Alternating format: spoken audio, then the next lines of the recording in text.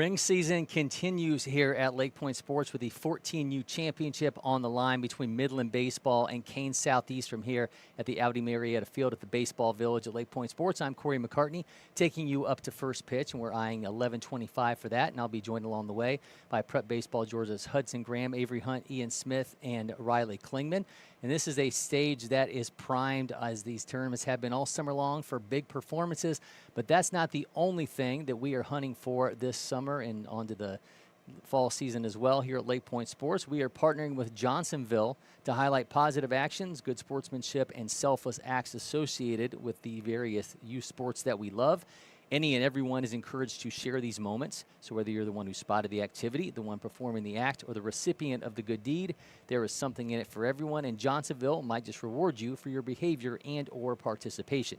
So use a QR code for more information on how you can make a submission, or head on over to LakePointSports.com or any of our social channels to access a submission form. And in a moment that exemplifies bringing the positive to the internet, here's CYO Braves Jeremiah Migici with a play so good that the umpire had to give his appreciation.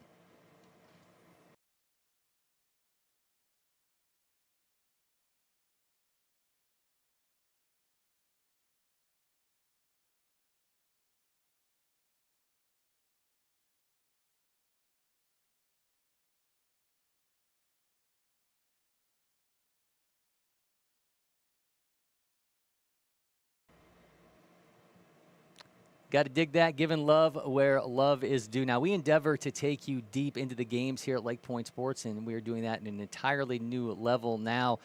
I was joined by Canes Midwest Liam Delp for a live in-game talkback, and this one was a lot of fun.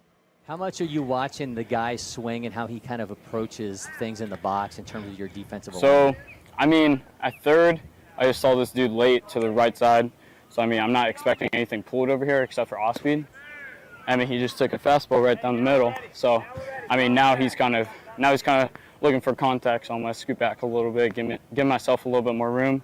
If he yanks this ball down the line, I mean, I'm gonna try my best to get there. If he gets past me, I gotta tip my hat. But yeah. Tell me about the pregame ritual for you. What is the Liam Delp plan? What do you absolutely have to do? Because I've seen you most of the time. It seems to be pretty chill pregame. So what is it that you go through every day? Pre-game for me is just like, don't amp yourself up. I tend to have an energy drink, maybe one or two before the start of the game, but that's only really the ampiest thing I do. I always try to listen to music and just calm me down. What do you listen to? Oh, I really like R&B. That's like my favorite. Hey, look! Oh. He was going. He was slow. I mean, he was a slow runner, so I might throw it, but.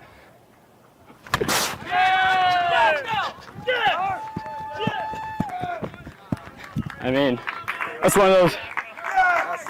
Hell yeah. Yeah, I mean, that's one of those slider pitches that I've been able to sit back on. Just poked it right through there.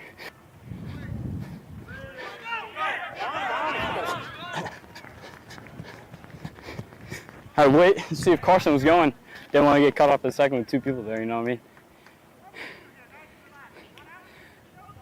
Yeah, don't worry, we're timing that as a 60.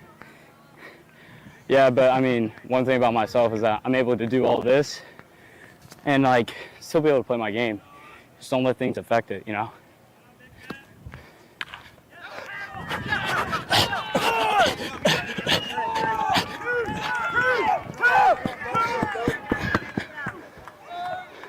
Oh, hell yeah, Noah!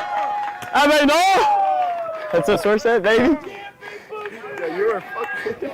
That's right, you said he had to break a slump. He broke it and drove in two. Hell yeah, dude. No, so dopey. Your knees were visibly shaking. You need to be mic'd up at all times. Oh, apparently. Good luck. Apparently.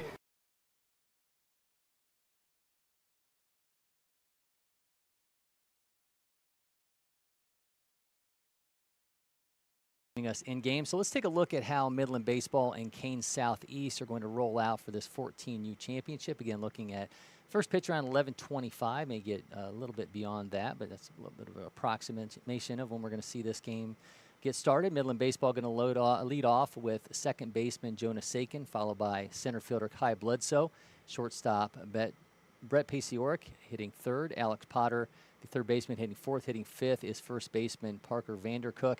Hitting sixth is pitcher Jake West. Keegan Sawyer behind the plate and hitting seventh. Keegan Johnson, the right fielder, hitting eighth, and Sam Conley, the left fielder, will hit ninth. Kane Southeast leading off with center fielder Ty Hunter, followed by left fielder Braden Entrican. Hudson Oliver, the right fielder, will hit third. Hitting fourth is pitcher Hayden Schnell. Bryson Hodge, the extra hitter, hitting fifth. Hitting sixth, shortstop Hampton Hall. William Vaughn will be behind the plate and hitting seventh. Caleb Dawkins, the DH, hitting eighth. Zach Mann, the first baseman, will hit ninth, and Harry Monroe, the second baseman, will hit 10th. Again, taking you up to first pitch here, approximation of 11:25. It may just be a couple minutes beyond that. So we will again join you right as we get things started here in this championship in the 14U division here. Going so many national championships along the way, 13 going on as well as this one. We got the 17U coming up, but excited for this matchup here between Midland Baseball and Kane Southeast, and we'll get things started here momentarily.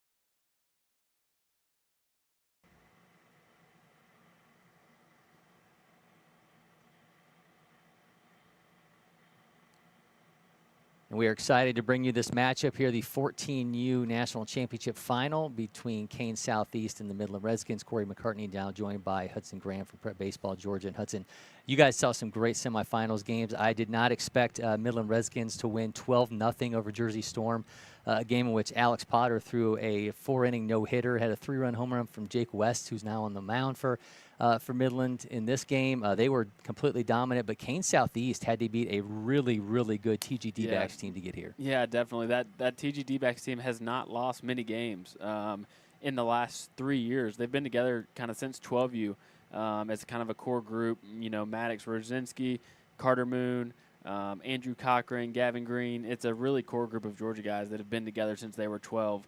So yeah, I was the same way. The Canes got out to the early lead. TG had their chances with bases juiced a couple times, but weren't able to bring some runs across. But kudos to the Canes, big win against them, and now facing this Midland team who beat another tough Storm team that's been playing well all weekend. Yeah, talking to Midland's coach, talking to Kane Southeast coach Joe Santolano before the game, he said the one real key for them is the last 3 games they have had their pitcher pitch a complete game. Yeah, that'll do it for you. With these younger guys in these longer tournaments, the more they can save pitching, the better chances that they have. Because we all know these kids can hit, high-scoring games all week as we look at those scores there with Canes 10, 10, 8, 5, and then 13. Yeah. So they can put up the runs as long as they got the pitching. These guys can get deep into bracket play. Yeah, this Canes Southeast team, absolutely no slouch. 4 junior feature games players in this team, Braden Entrican, Hampton Hall, Ty Hunter, who's going back for the second time, and he's going to be leading things off here along with Hudson Oliver and Midland Redskins. They have 3 junior feature games players of their own, and we'll get into that when they are at the plate, but we will see things led off here by Ty Hunter. Watches that one miss high. See the umpire wearing the GoPro for us, so excited to get that footage after this event's over with and bring you that unique perspective of this 14U championship game. We've truly enjoyed United umpires being willing to partner up with us, hit them on the foot. So we're going to see Ty Hunter reach off the hit by pitch, and that will bring up Braden Entrican. It seems like week after week we're talking about Alabama junior future games players. Yeah. The Sharps over there do a great job with their guys. If TG would have got over here, I could have been talking about the same with some junior future gamers, but this Canes Southeast team has quite a few guys on it. Yeah, Braden Entrican is one of them now at the plate. Russellville High School. Exit velos just around 90 miles an hour. Bat speed around 68 at 5'7", 148 pounds. That really, you think about dreaming on what that could be like in a few years. Those numbers could be pretty ridiculous. That's how all these kids are. I mean, West on the mound here looks like he could be a senior in high school. These kids get bigger and bigger as the years go on. I just got done watching the 13U game on field 12, and Chase Freilich, a potential draft guy coming up here in a few days. His little brother's a rising 8th grader, I guess, and he's like 6'2", 170. Wow. Nearly put a ball out to right center, and I guess you could call it little Freilich, but he's bigger than Chase right now as a 2029 grad. Yeah, Chase Freilich coming out of McIntosh, as you mentioned, a potential draft guy, could be on his way to Auburn. We'll see how that shakes out, and that makes for an interesting weekend ahead. I mean, I know we're obviously all going to be watching when we think Chase Burns is a guy who could be a top 5 pick. We had him here during MPI my first year. Yeah, field 12, right next to us. Hit 100 miles an hour there, and then you go down to a guy like Chase Freilich, who just got done having his time at LakePoint Sports. So there's going to be guys all over the place drafted over that time period who have logged innings and been on the turf here at LakePoint. Yeah, I know you got the chance to be there, but a lot of All-American game guys looking to get their name called. Draft HQ just got their draft board put out with Prep Baseball, and there's quite a few names on there. Carter Johnson being one from Alabama. Could be a really high pick, so we'll see how it all shakes out. Entrican the ground out to second base, but Hunter does advance to second. Yeah, I haven't even Shooter Hunt, the vice president of scouting for Prep Baseball. He and I do the show Coffee and Curveballs together. I've not even bothered Shooter since he got back from vacation because I know everything is leading towards this weekend in the draft and all the work that he does around that. So yeah, I was lucky enough to sneak in a 10, 15-minute phone call with him yesterday. We got some All-American game invites going out for some Georgia guys. So that's exciting. So I got put on the list for that. But yeah, I know he's crazy. He's trying to get some stuff put together for future games for these college coaches coming in, kind of a who to know type deal. So we'll try to get that done for him. But yeah, busy man with all these high school guys and then the draft coming up as well. So at the plate now is Hudson Oliver, another junior feature games player for Alabama, Gunnersville High School, 5'11", 157. Just watching this Canes lineup last game, heavy left-handed lineup. So I don't know if Midland was able to peek over at that and see that with this matchup here. But yeah, heavy left-handed lineup for Canes Southeast. You mentioned Jake West looking like a upperclassman in high school, 6'4", 200 pounds.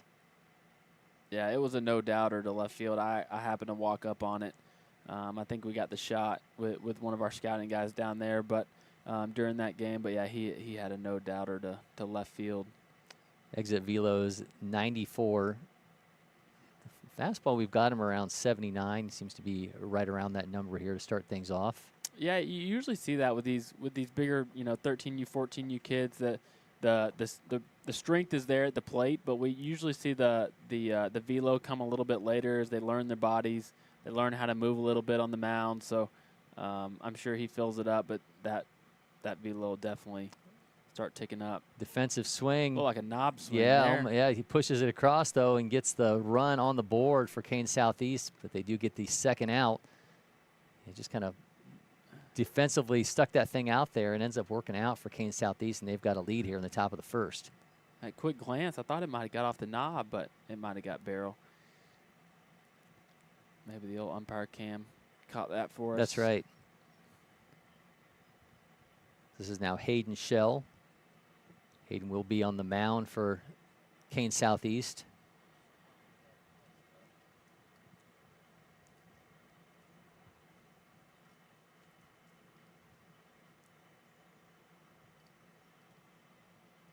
It's the 1-0 from West. More weak contact. Goes to third, throws. Able to make the out, but Kane Southeast have a 1-0 lead. We will be back. You are watching the 14U Championship Final from LakePoint Sports.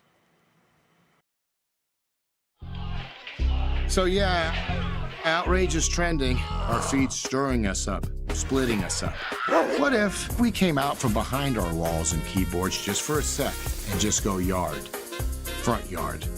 Come out bagging, jumping, check on that Johnsonville feed. Let our individual flavors blend together. Yes, block nobody, block party. Keep it juicy. Boogie, woogie, jam, slam, bust the dialect,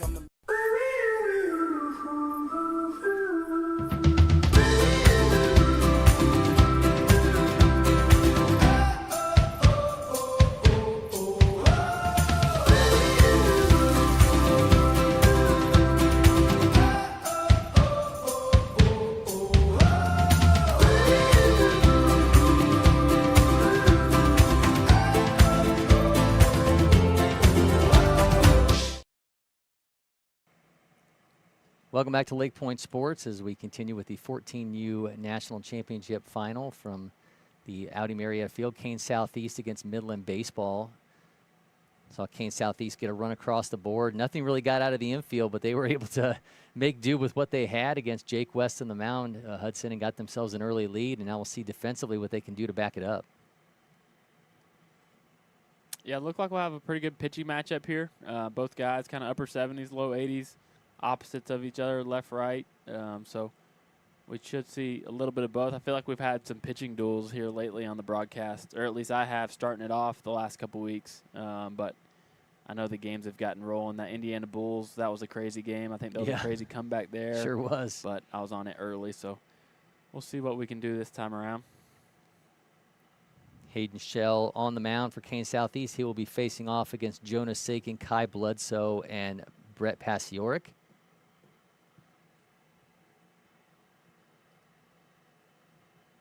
Intel on Hayden Shell out of Hazel Green High School, 6'2", 233-pounder. Fastball gets up to 86. He's got a curveball in the 73, 76 range, also a slider. Then he gets at the plate. Exit velo is near 90 miles an hour, so this guy pretty much does it all at 14U. Yeah, I'll be anxious to see. It's funny enough, this year on our Future Games team, we have quite a few two-way guys. So obviously you see this two-way as a lot. 13U, 14U. Majority of guys still try to do both, but I'll be anxious to see as we go on, see if more and more kids try to two-way more and more. Popping 82. This Midland team came out hot last game against the Storm, so we'll see what they can do here. Yeah, their path has been pretty much dominant. They were 5-1 winners in their first game over Motor City Hit Dogs on Thursday. Followed that up with a 7-4 win over Divine on Friday. Saturday they win 9-1 against USA Elite Mid-Atlantic. Sunday a tie with the Warcats, really their only near blemish on this schedule. Monday they would then go on to win 12-2 over Northeasters. Tuesday, then they get a 7-6 win to start off bracket play against a Houston Wildcatters team that I know some groups have nationally ranked. Yeah. And then they win over top-tier Athletics 9-7 before that. They had everything clicking in the semifinals. A 12-1 win over Jersey Storm. That Alex Potter no-hitter, the Jake West 3-run homer as part of a 5 RBI day. I don't really know what more you could have seen out of Midland. They got to just kind of sit back and watch the end of that other semifinal game between Kane Southeast and TGD backs and kind of kick their feet up after just a completely dominating win. Definitely. The start those off with Motor City and Divine, that's no joke to start off pool play either. So Motor City's always brings quality teams here, and then Divine's the same way. A couple junior future gamers for us on that Divine team. So definitely a tough road to get things started, but they definitely rolled once they got past those guys. So here's Kai Bledsoe from Martin Luther King Junior School in Tennessee. He was also on his way to junior feature games. Gets that bunt down. Nobody. Oh, runner's taking off, man. He is absolutely tearing to get around.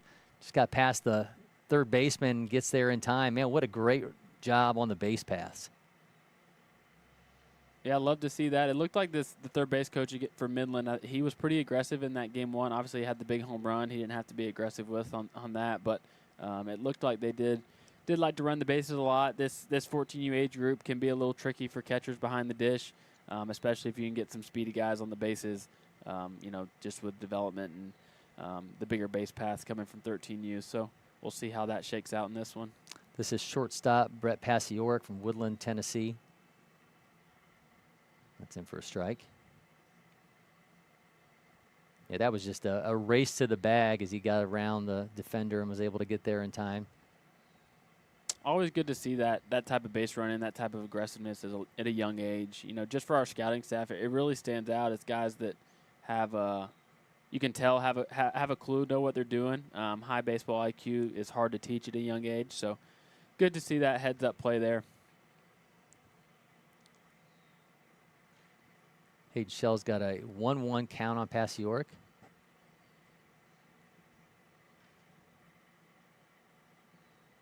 Misses to make it 2-1. Passioric will be followed by Alex Potter.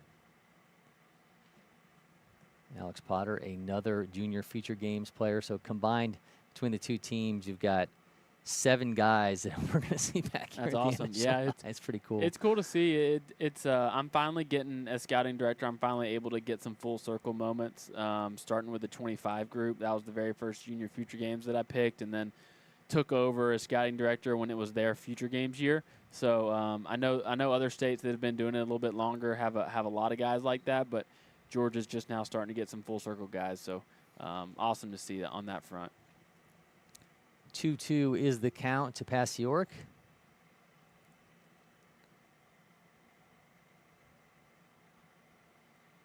Right back at him. Looks the runner off, throws back to first for one out, goes home. He does get there in time. Man, some great base running from Midland Baseball to tie this thing up at 1-1. And you got to give a lot of credit to Jonas Sakin. I mean, that kid absolutely knows what he's doing on the base pass. Yeah, that's no easy play there, especially the pitcher looking him back there. I don't know how far down the line he was. I wouldn't think it was too far, else he probably would have went over to third with it. But, yeah, really good running there by him. Now you got Alex Potter. Alex Potter again threw a 4-inning no-hitter. Beat the Jersey Storm in the first game, 6'1", 165-pounder out of Dickinson County High School in Tennessee. And I think that got bat. Foul ball.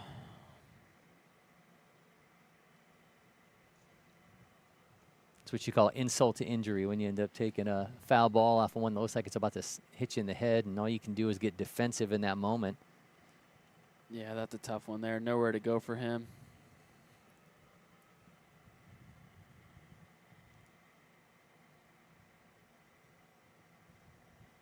And gets away from the catcher and to make it 2-0.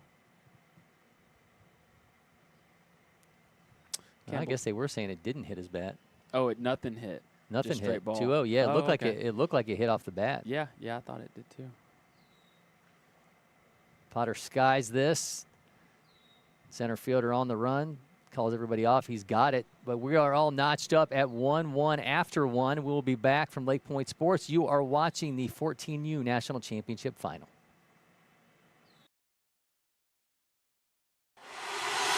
Next. Next. Stop. You got it? No. Keep going. Again. Next. Next. If you don't pick one, Oh, you have time. Am I keeping you from your job? Next. I don't even know where I am anymore. Stop. do we finally have it? Let's go back to the beginning. Are you Your joking? electric future customized. The fully electric Audi Q4 e-tron.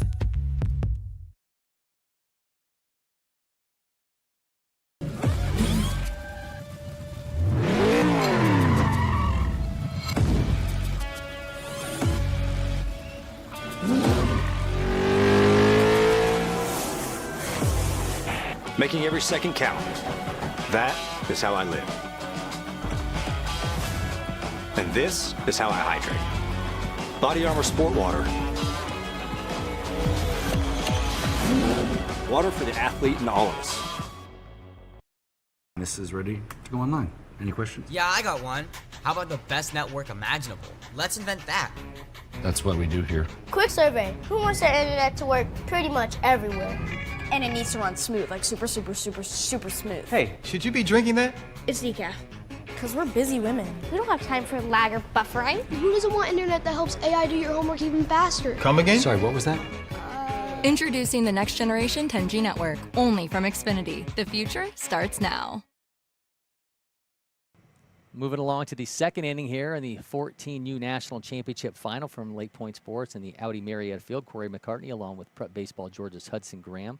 Now have Bryson Hodge at the plate for Kane Southeast. Skies that one down the right side, and first right fielder on the run able to make the play. So quickly one down as Bryson Hodge goes out on the pop out. It's going to bring up Hampton Hall, and William Vaughn, the catcher, will be the third batter here scheduled in this inning. I think that was a second baseman that made that catch. That was a heck of a run. Yeah, he went over there right off the foul line. Really good play. Not a ton of foul territory over there on that side of the field. So Jonas Sakin can absolutely fly. I think that's the same guy that we saw causing havoc on the base pass, gets the game first run for Midland, and now we see him defensively showing off some serious wheels at second base. Have him at a 7.02 in the 60, but I feel like he's a little bit quicker than that. yeah, I'd say that's probably a little old. I'd say he's definitely sub-7. But that speed translate. You can tell he's got a quick first step. Makes a big difference when you got a strong first step. You know, some of these kids still developing that kind of top end, back end speed, but obviously quick over there at second base. Pop up bunt. Catcher's got it. So now 2 down. Certainly not what Hampton Hall wanted to have happen there, but it'll bring up William Vaughn with 2 outs.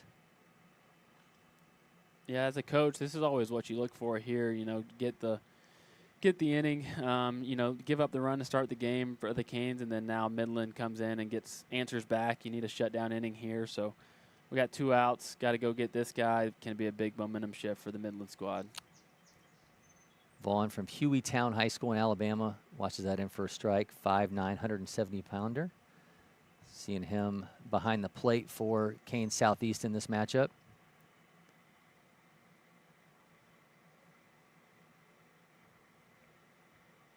West misses arm side.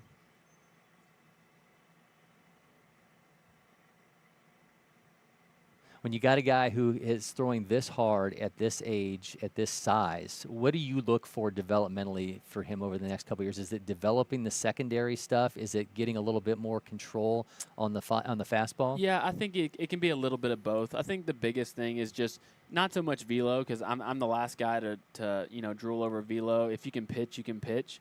But for kids like this, it's obviously the frame's there. So, you know, you need to see a little bit of progression when it comes to that velo. It slowly tick up, not no big jumps or anything, but I think that's probably the biggest key factor. Obviously, it looks like he fills up the zone as well. So definitely off speed and just a slow tick up of velo is our biggest, you know, is what we're looking at for kids like this. Well, Jake West getting it done so far for Midland Baseball. We continue to be notched at 1-1, and we'll be back from LakePoint Sports. Where's it written? Only grill burgers? Nowhere. That's where. Now throw on some sausage. And keep it juicy. Boogie, woogie, jam, slam, bust the dialect. I'm the man in command. Come, flow with the sounds of the mighty Mike.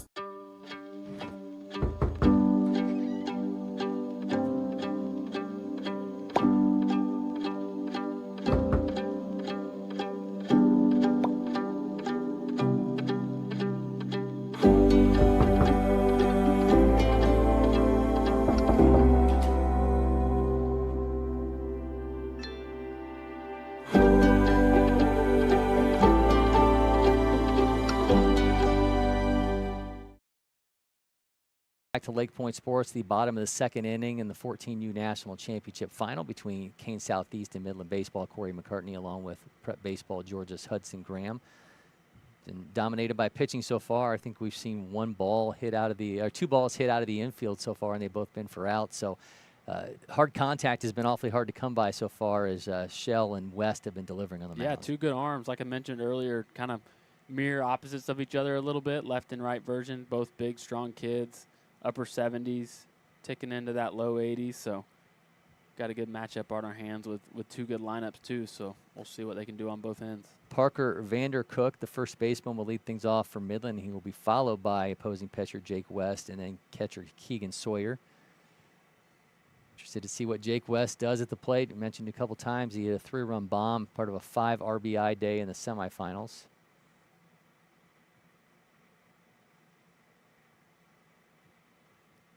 We always talk about the weather on these broadcasts because it's often a big topic here of everyone's conversation at LakePoint Sports, and it's kind of mild today, Yeah, which is got a little breeze. Weird.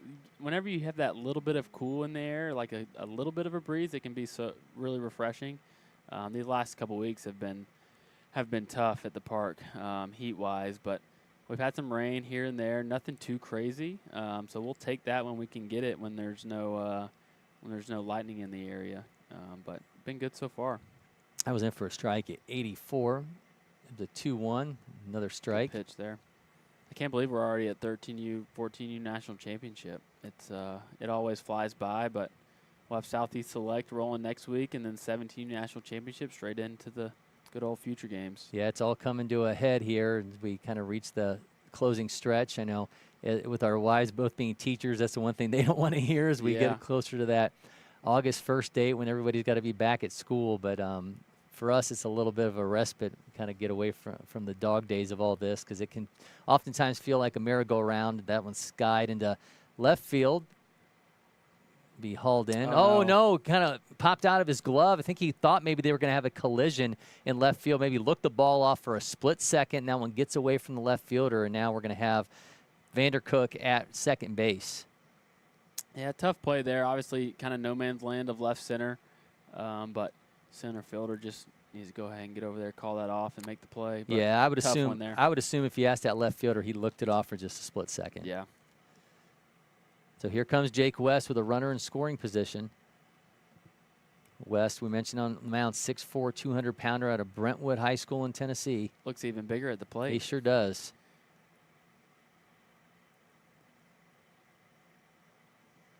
Kind of got the Jim Thome pants pulled up to the knees. We see every pant style there are these days. Yep. Oh, man, he jumps on first pitch, skies that one. Is that going to drop? Center fielder says no, he's got it. Runner's going to stay at second smartly. 87 off the bat. He didn't waste time, man. He was trying to ride that hot hand after that 3-run homer in the semifinal. That's going to bring up catcher Keegan Sawyer. Sawyer from Baden High School in Ohio. Good job by the pitcher there. Obviously tough play in the outfield there, but getting right back in there, getting a quick out can really change an inning for him. Now if he can get this will be a really big out for him here. You want to talk impressive numbers. Keegan Sawyer, a pop time down to 188. You drop a 188 at this age. Yeah. How can you, I mean, it's all just about fine tuning at that point, right? Yeah, these kids, like we've mentioned before, they're so athletic. So much more developed, it seems like. He jumps on the first pitch and sends that one to third baseman. Uh-oh. Pulled him off a little bit. That's getting away. Yep, all the way to the fence. Taking off into second base. Vandercook's on his way home. The ball gets bobbled at second. It's now 2-1 is a lead for Midland. More good heads-up base running there by Midland.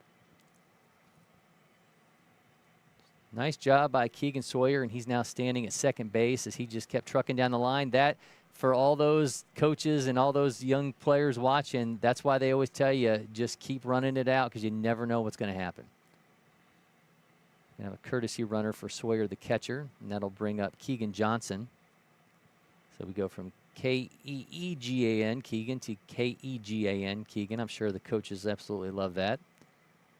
Trying to keep it all straight. I know that's what happened with the Freilich on the lineup. We mentioned earlier Chase Freilich's little brother Cannon. His name was spelt with an E in it at the end, and so it didn't connect at first. And then I looked him up, and it was just the I. When I actually found him, Freilich with no E, and then I was like, oh, here we go. We got little brother of Chase Freilich here. There you go. Yeah, coaches out there better lineup cards. If they're written correctly, first and last name, it can go a long way for our scouting staff. That's right. Helps everybody out. So Keegan Johnson's turn at the plate with Midland now up 2-1. Seen them take advantage of some defensive miscues for Kane Southeast.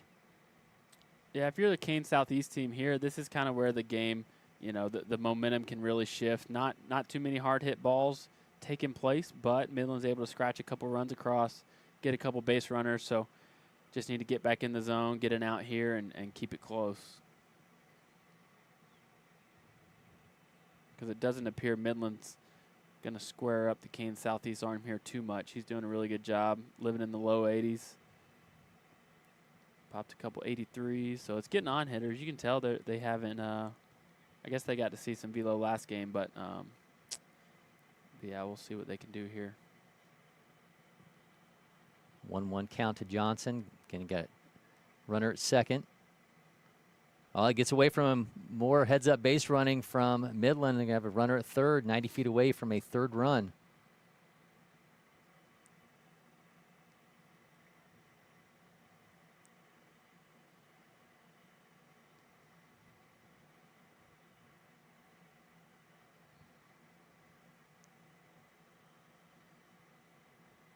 The 2-1 to Johnson.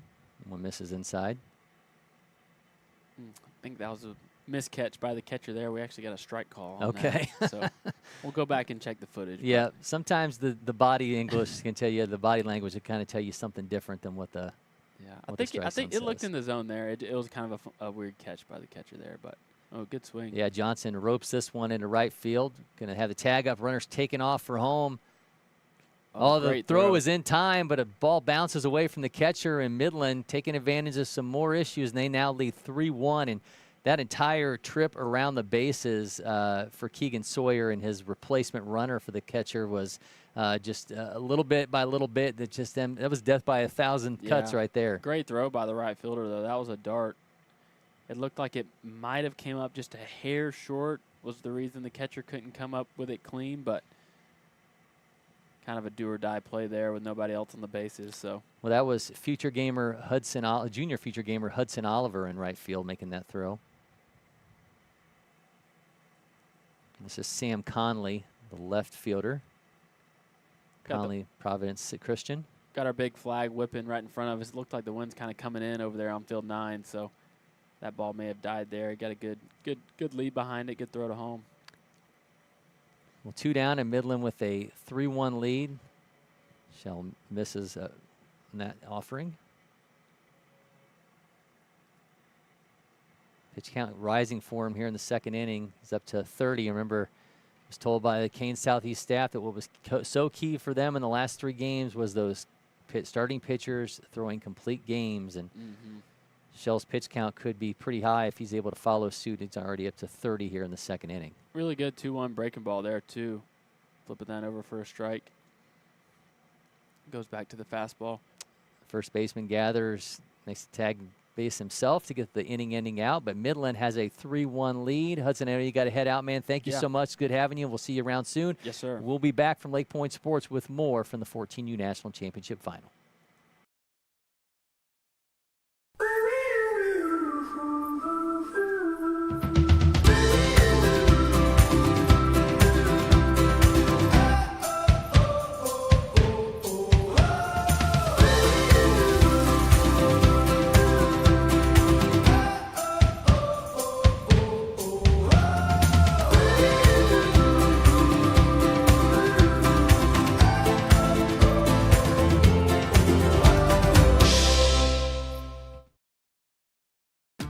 The Windscreen Factory, more than just windscreen. We're a full-service sports facility contractor. We manufacture windscreen for sports and construction, do fence repair and installation, and fabricate field netting and batting cages. In addition to manufacturing the products, we also install upon request. We make safety padding for backstops, rails, and walls, as well as full-service print shop with logo, branding, and signage capabilities. Please call us for a quote today.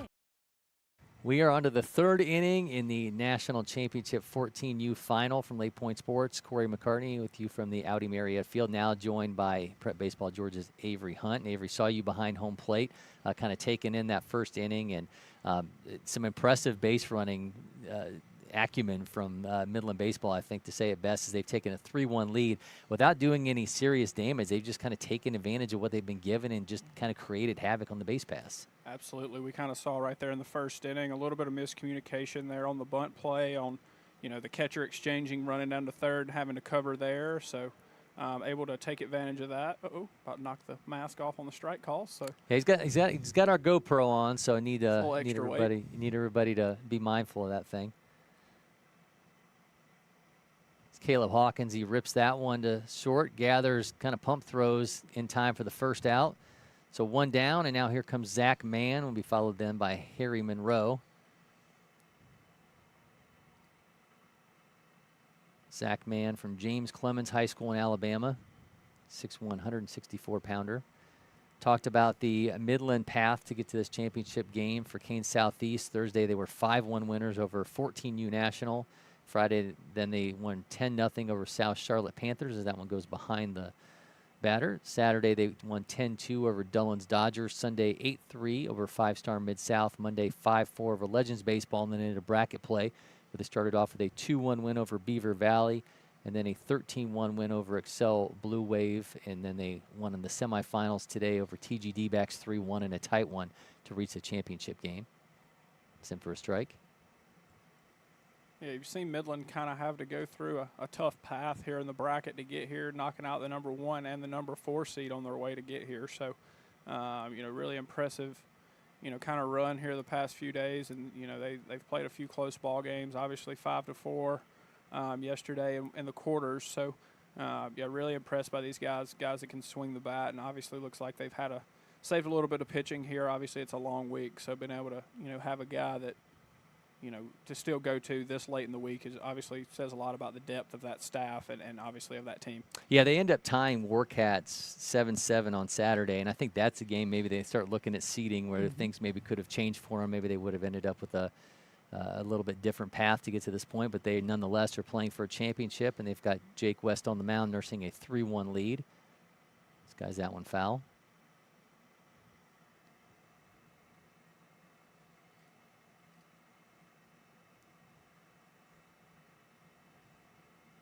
Again, Mann will be followed by Harry Monroe. One down in the inning.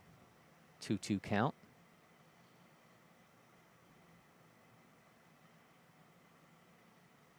Sends that one right up the middle.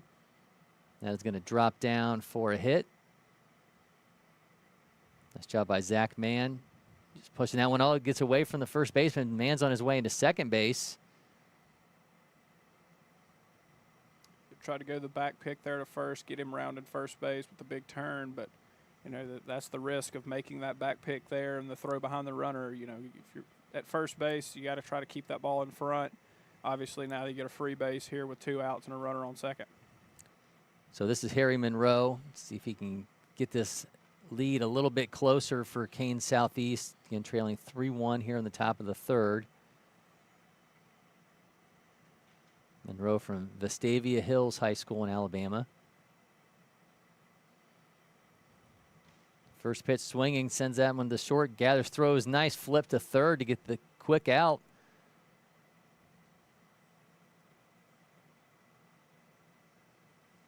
It's now going to be one down as they get the lead runner. The scoreboard hadn't operated. We thought there was 2 in the moment, but there's just 1. That should be your second out. Yeah, there's 2 outs because the first guy led off and hit a ground ball to short. So now, there we go. Now you got 2. There we go. Just had one too many outs on That's there to right. start. Scoreboard playing tricks on us, and now we're back to the top of the order and Ty Hunter. That's in for a strike. Hunter, again, one of these junior feature games players for this Kane Southeast team. Hunter was also here last summer, so making a return trip to represent Alabama at Hazel Green High School. David and Austin Sharp do a great job over there finding guys, obviously, and you know that's a matchup in both the juniors and in the future games that from being from Georgia, you obviously don't want that matchup because those guys do a really good job of finding talent and putting together really good ball teams for that event. Yeah, a lot of guys who spend tons of time here playing at LakePoint Sports between Excel Blue Wave and these Kane Southeast teams. I mean, these guys are here a lot.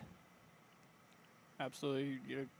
Talking about Excel, they made a run, obviously in bracket play, made it to the Sweet 16 before their run came to an end. So, yeah, there's a lot of talent in that state of Alabama. Including Carter Johnson, prep baseball All-American, who I think most people think could end up being a top 10 pick in this weekend's first round of the MLB draft. So that's going to be something exciting to watch. Carter and I were on the same flight from here in Atlanta on our way to Milwaukee for the All-American games. So spent quite a bit of time with Carter over that weekend. So you're telling me you flew him out on the private? That's you guys right, flew we private did. Up there Yep, together? yep. Got the FBO.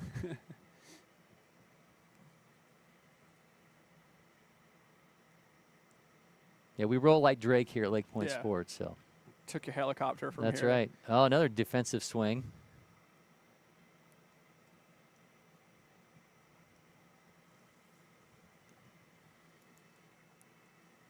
So 2-2 is the count to Ty Hunter.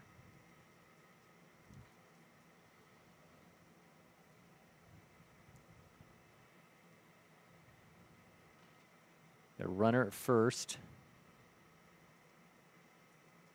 Taking off for second. The throw is in time, but not able to make the tag. Pump faked a little there behind the plate. I'm not sure if he was 100% that he had that ball in his glove, obviously going into the blocking position. Not sure he thought that it was still in the pocket, so kind of pump faked, which allowed that runner to just get it in there ahead of the throw. It's now got a man in scoring position. You see Hunter sky this one into center, making the round on third. He's headed home. The throw is back to the pitcher. They're going to have him in a rundown. Back to catch. Getting him down towards the bag. Throw to third. Able to make the out and get out of it. Nice job defensively from Midland Baseball to hold on to this 3-1 lead as we continue in the 14U National Championship Final from LakePoint Sports.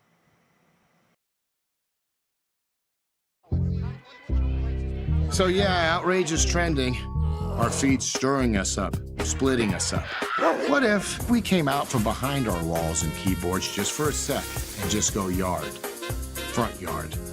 Come out bagging, jumping, check on that Johnsonville feed. Let our individual flavors blend together. Yes, block nobody, block party. Keep it juicy.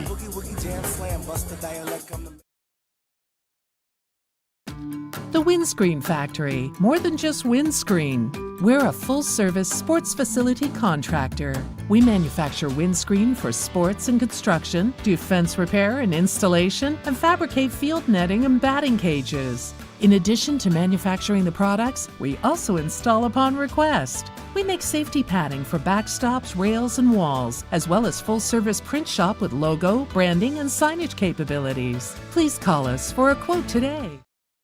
To LakePoint Sports, Cory McCartney, along with Prep Baseball Georgia's Avery Hunt. 3-1 is the lead for Midland Baseball. And say his name, and he appears. We talked about Jonas Sakin so much with what he did on the base pass in his first at-bat, and then flashed some speed defensively at second base to make a nice running grab on the first baseline. We'll see what he's able to do here in his second at-bat. Facing off against Hayden Shell, and Sakin will be followed by Kai Bledsoe and Brett Pastioric.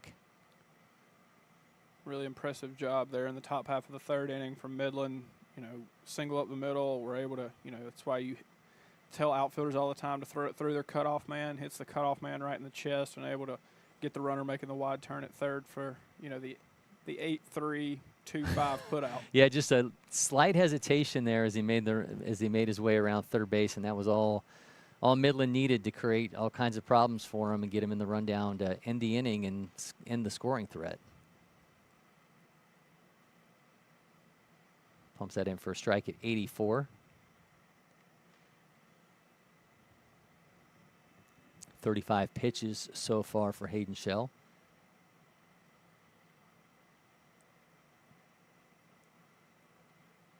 That dribbler goes foul.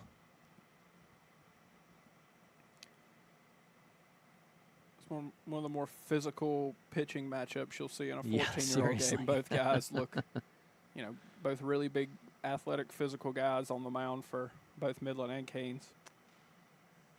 Yeah, we've got Hayden Shell at 6'2", 233 pounds, and opposing pitcher Jake West is 6'4", 200 pounds. So they look more like tight ends at the Division I level than pitchers in a 14U matchup.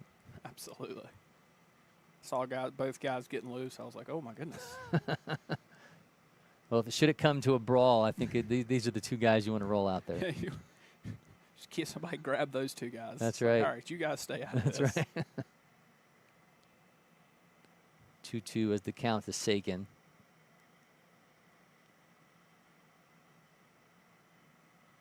Sagan, Ravenwood High School, 5'9", 140-pounder. Flash that speed as he's taken off. Throw just beats him, though, by a couple steps, and there'll be one down here in the third. Mentioned we have him at 7:01 on the prep baseball profile, but that 60 has clearly got to be down in the sixes. Yeah, he's probably picked up. I don't know the date of that 60 run, but yeah, just watching him kind of play. Obviously, the game speed's there that you would think would translate a little bit more towards in the sixes on the 60. It's in for a strike to Kai Bledsoe, again out of Martin Luther King High School in Tennessee. Junior feature gamer coming back here at the end of July for that event.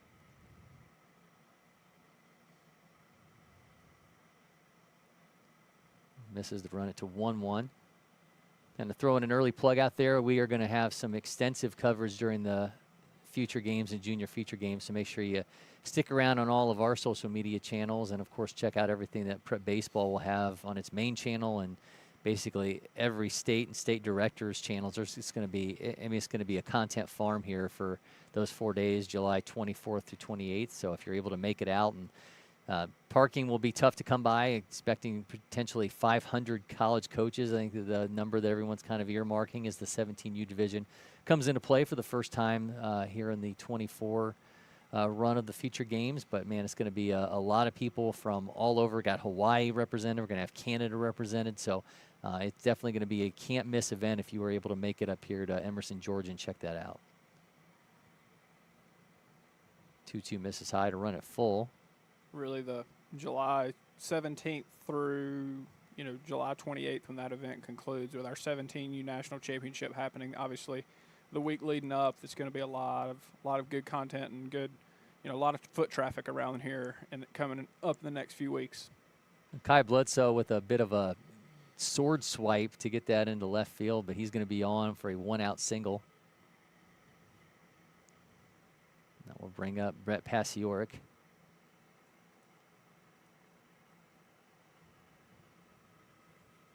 Pasioric, 5'9", 130-pounder from Woodland, Tennessee.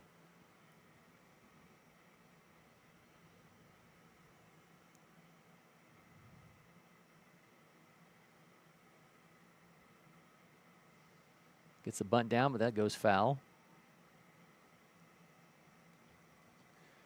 Seen this Midland team kind of play a lot of different styles of baseball this week. Obviously, if you watched them in their first game where they, ended up winning 12-0. 12-0 over Jersey Storm. It was a lot of power, gap-to-gap power. And this game, you've kind of seen them go a little bit more, using their speed, playing a little small ball to try to move guys around the base pass. Sent for a strike. It's almost like they're trying to be counter to the pitching that they're seeing. So instead of trying to go blow for blow with the guy that's throwing into the mid-80s, they're kind of piecing things together. And so far, so good as they've got a 3-1 lead here in the bottom of the third. It's always good as a team to be able to play different styles of baseball because all games are different. Well, nearly a fantastic grab there from the first baseman, even though it was going foul. That guy signed up for a ball boy job if it didn't work out from the playing side of things.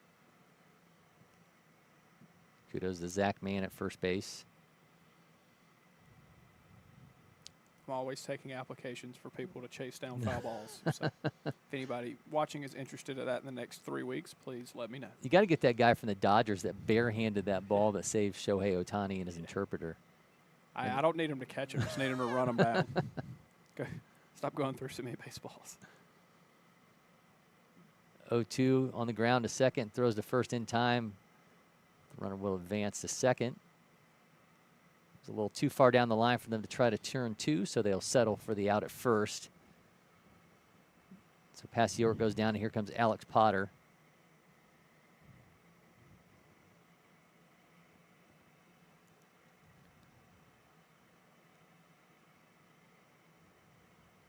Alex Potter got to be going into the dugout and asking Jake West what you're doing. You've already allowed 2 hits because he didn't allow any during the semifinals, and absolutely silencing that Jersey Storm lineup.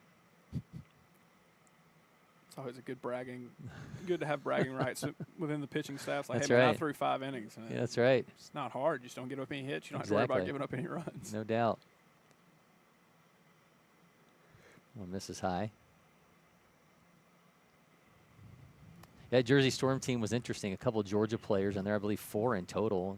Johnny Gandy, who we've had here in the junior feature games. You know, he plays for Dinger's Nation during the spring season, but it was interesting to see him out there playing for a team out of largely New Jersey players. Since that one, 82 off the bat down the right field line, that one's going to go foul. Yeah, that wasn't interesting. The Jersey Storm did have a few Georgia guys on it. Obviously, speaking on Gandy there, I mean, he played on our JFG team last year, and is, you know, just a great dude to be around. Yeah, fun kid. Certainly brings a lot of energy, enthusiasm.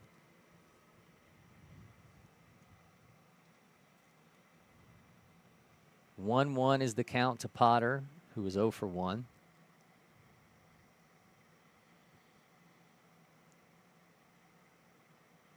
Shell fires, sends that one back foul. So you mentioned all the baseballs that you're losing. How big are the orders when they come in here for the amount of balls that you guys get at a time? Depends on the time of year. We'll have one coming in middle of next week that's about, I think it's 680 dozen baseballs. Wow. So if you want to do some quick math at home, I'm not going to do it in my head and mess it up. But that's a lot of baseball. Where do you guys store these things? Indoor, we have about 4 different places that we put them. There's not one singular Gotcha. location. There's not a ball vault. Yeah.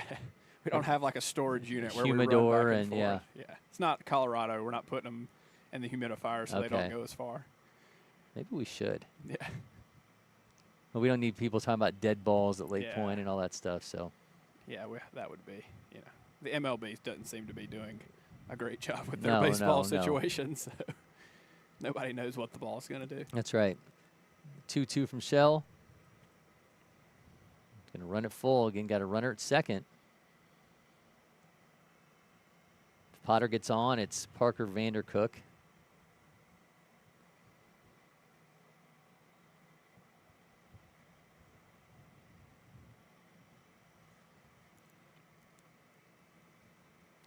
While this game's going on, we're waiting for the 13U championship final to get started. You see some players in the background.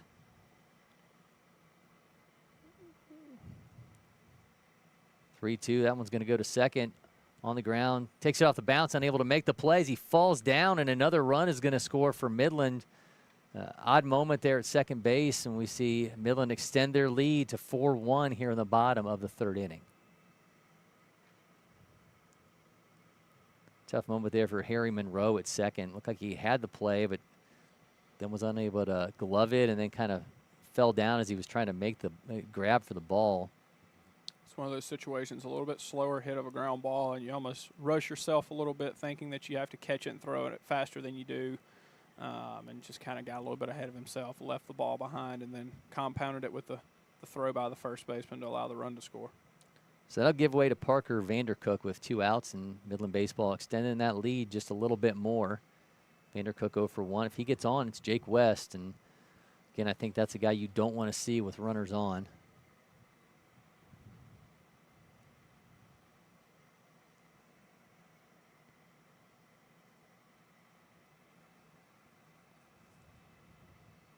Skies that one somewhere.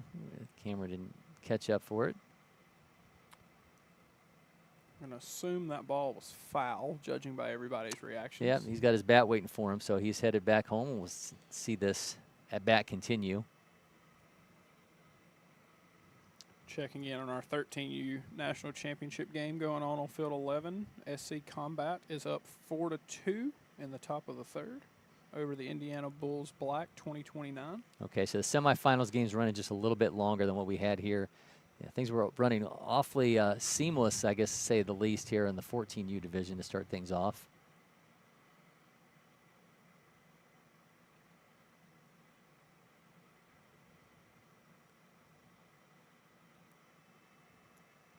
Digging the socks at shortstop there from Kane Southeast Hampton Hall. Hudson Graham said it. You see about every kind of pant you can imagine here anymore. You got the long pants on the mound from Shell. You got the kind of knee-high pants at the plate from Vandercook. Got them a little bit lower there at shortstop from Hampton Hall. You do use a lot of different pant lengths here. You know, you got the traditional guys with the long, then you got the one guy that, you know, has the leggings on underneath That's that has right. his pants, you know, at mid-thigh. Then you just have the traditional socks up. You know, maybe we'll throw in some stirrups every now and again if teams are getting fancy, but I'm waiting for Lululemon to start making like tights, right? Like that'll be baseball tights will be the next thing. hey, sign me up. Aerodynamic, right? I don't really see anybody with the CC Sabathia like pajama pants, though. That seems to be like the one thing nobody wants to do is that ball gets away from the catcher. Yeah, That's going to be ball 4. The big baggy pants have seemingly made the exit from the scene for now. I'm sure in 3 or 4 years we'll see those back out more and more as, you know, things change. Everything comes cyclical, right? Everything comes back. Everybody will have the Fab 4 basketball shorts. It'll be like and one season all over again. Everybody will look like they're wearing short pants that will go all the way down to their shoes. But you even see there like how many different variations of pants you're seeing from the Kane Southeast players as we're standing there. I mean, you got obviously 2 guys with the knee highs. You got the kind of tighter variation of the pants. You got the ones all the way down to the shoes.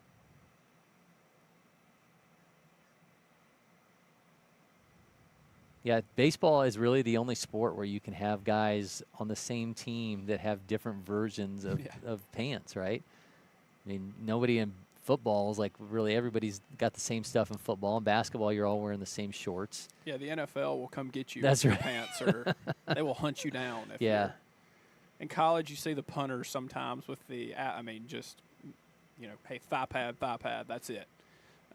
But yeah, especially in the NFL, everybody seemingly has the same kind except for Tyreek Hill because he decides that, you know, hey. That's right. It's worth the fines. Yeah, you know. So you got Jake West at the plate now with 2 guys on, 2 down, a 4-1 lead. He was first pitch swinging last time. It was a high 80s off the bat as he skied out to center field. It's a big chance here for Midland. Obviously, you know, kind of blow this game open here on the offensive side. Obviously, with the pitching we've seen from their starter so far, I mean, this could be a, you know, almost game-changing at bat here. Well, he watches the first pitches. That's in for a strike. A little over 2,000 spin on that fastball. If I had to put money on it, I would anticipate that we are going to see Shell and West, the guy at the plate and the guy on the mound, in the future games at one point or another in the next 2 years. That's probably a pretty. I like the odds on that one. West from Brentwood High School in Tennessee. Shell from Hazel Green High School in Alabama.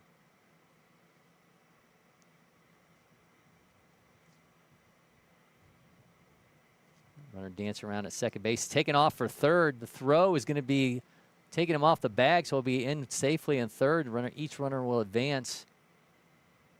So throw was seemingly in time. It's a little bit wide, so Midland able to advance the runners. 2-1's the count to West. Risky move, though, when you think about that kind of bat at the plate. Absolutely. Last thing you want to do, obviously, is run into the third out at third base anytime, but especially with a bat like this at the plate. So he sends that one back foul. It's now 2-2.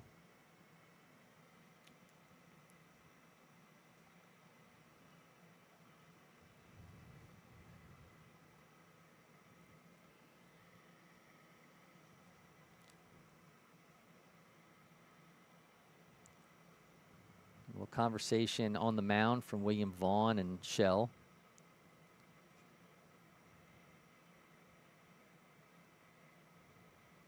Upcoming pitch could be a big one. Does he get out of this and strand 2 runners, or does Jake West blow things open and extend this lead for Midland?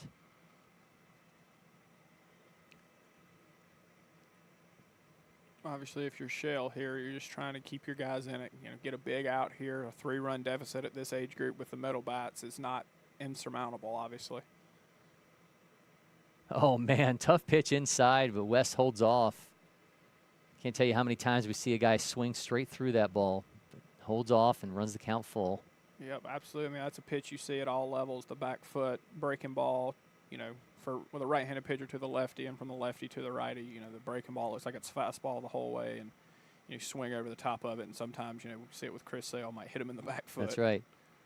Gets him on the corner. Jake West strikes out, strands 2. Midland, though, leads 4-1 as we roll along. This is the 14U National Championship final from LakePoint Sports.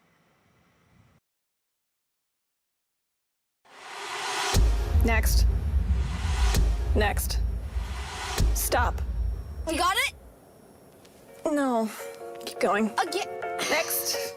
Next. If you don't pick one, Oh, you have time. Am I keeping you from your job? Next.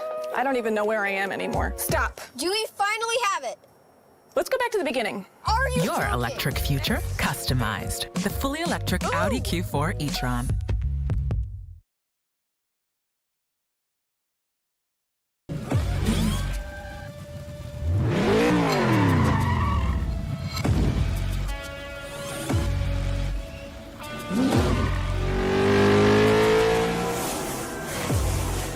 Making every second count.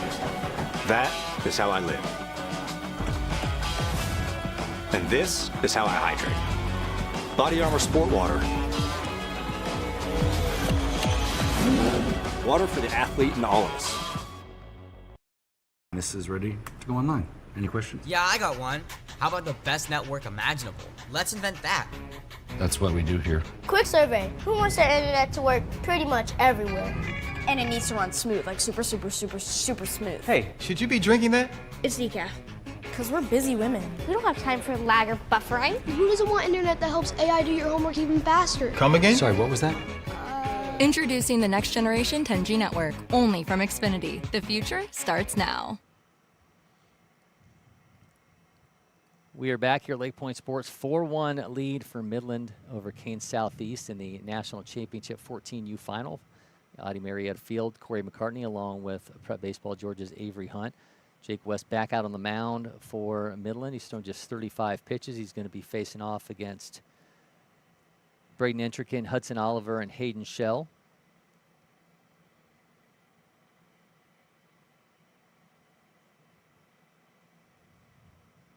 Misses on the first offering to Entrican.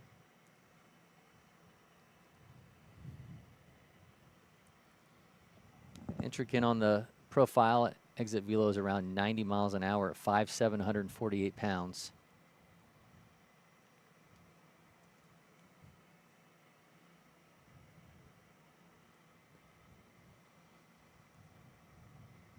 There's the 1-2 from West.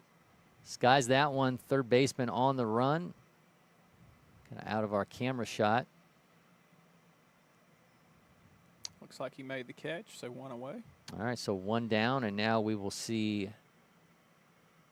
Hudson Oliver. Hudson Oliver, again, as Entrican 2, will be here into July for Junior Future Games. Oliver, Gunnersville High School, 60 time. We've got him at 6'8", along with an exit velo of 90. 5'11", 157-pounder. Got some pretty long eye black going. I think the best thing I saw during the College World Series was the mustache. The blue mustache with the aviators? That's right. I was like, oh. That's got to come here at some point. Sends that one into left field on the run. Able to make the catch, so there'll be 2 down. Good swing there. Just got under it just a little bit. Yeah, seeing our first real good contact on West so far. He's allowed 2 hits. Midland also has 2 hits.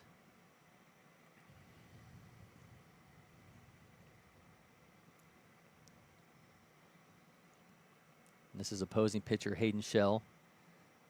Jake West probably looking to get a little payback here as he gets struck out against Shell to end the scoring threat.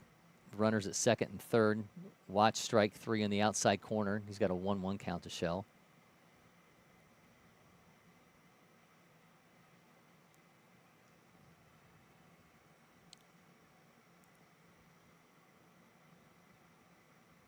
Shell on the ground.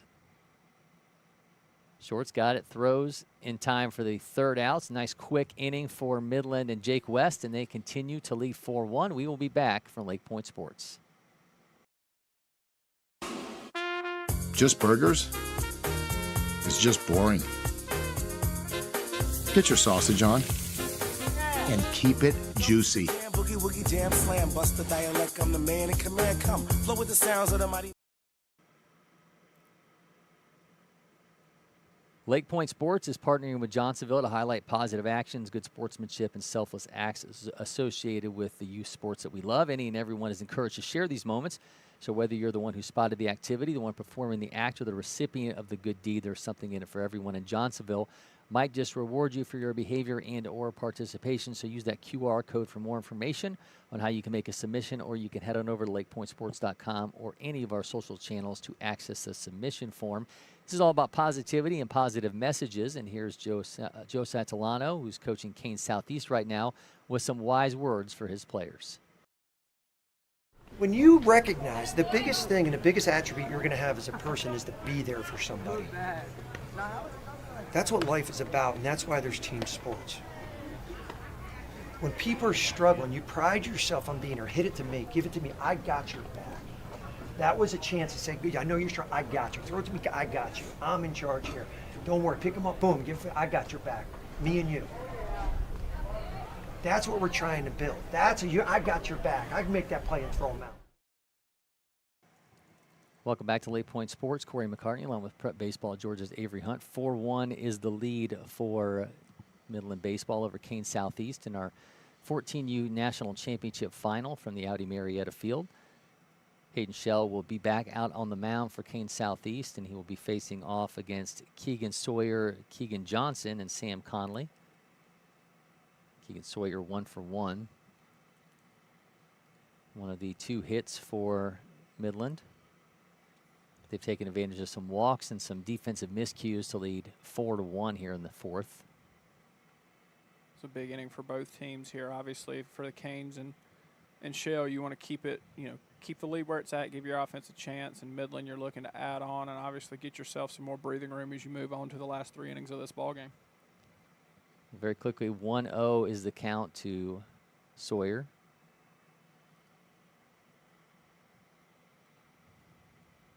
Skies that one foul. Baden High School, in Ohio. 5'10", 155-pounder. We will see him, like I mentioned so many times in this broadcast, back for the junior feature games. That's what happens when you have 7 players in one game who are going to be back for the junior feature games. The topic's going to come up quite a bit. We're going to have some guys here for Southeast Select who are actually going to be some senior feature games participants. So going to be excited to talk to them about how they're seeing that opportunity, because it's going to be a little bit different atmosphere. They're also not going to be representing just their states. They're going to be having multiple states coming together. So that'll be an interesting thing to see how those players are approaching that opportunity. Absolutely. It'll definitely be an interesting, dynamic. It's new for them. It's new for us. So, just with the new recruiting rules, very much looking forward to, some of those 17 guys being able, to showcase their talent in front of all the college, with the heavy college presence that we're going to have here. Bounces that, and we will have a runner aboard via walk.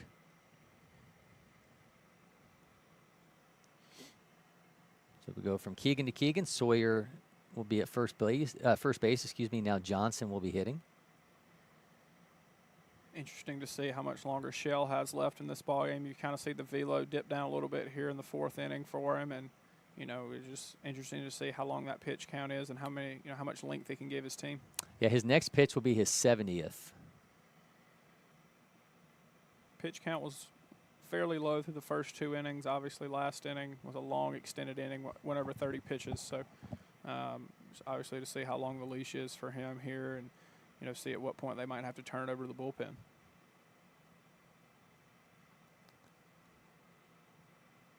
Coach Satellano told me pre-game that was the big factor for them. Their last 3 games, they've had complete games out of their pitchers and making their way to the final. May not be the case here. We'll see if Shell can kind of get himself a quick inning. Be really helpful to him being able to stay in this game. He's got a 1-1 count to Johnson. Sam Conley on deck. 4-1 lead for Midland. Skies that foul. Seems a little disappointed that he missed that fastball there. You can see him kind of upset with himself. See if he can't, fight back here in this count and do something with 2 strikes.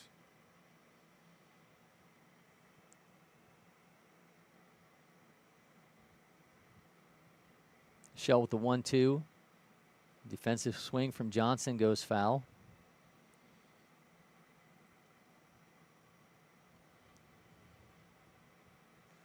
I don't think Shell really wants a lot of wasted pitches at this point either.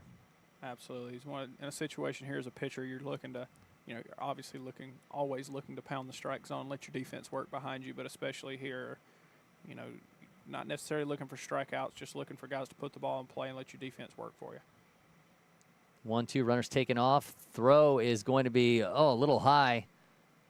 So the courtesy runner for Sawyer will be safe at second base. It's now another run in scoring position for Midland Baseball, already up 4-1.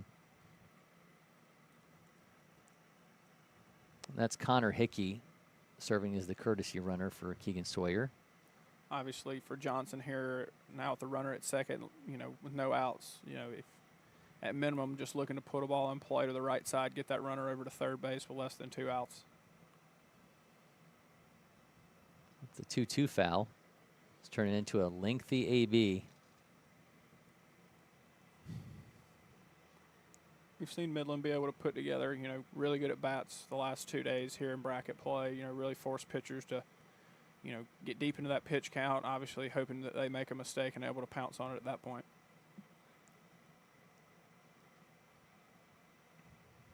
Oh, 2-2, he watches strike 3. Little off-speed action, gets the strikeout.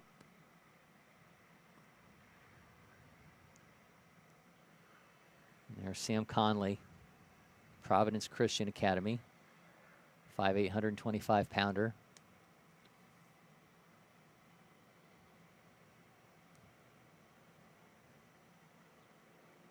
See how aggressive Hickey gets at second base. Maybe he just felt like the pitcher was going to go back because he got a better jump than I think you. He got a better jump back to second than yeah. he did.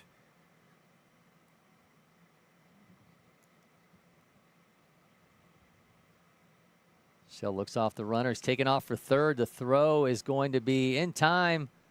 Got him at third.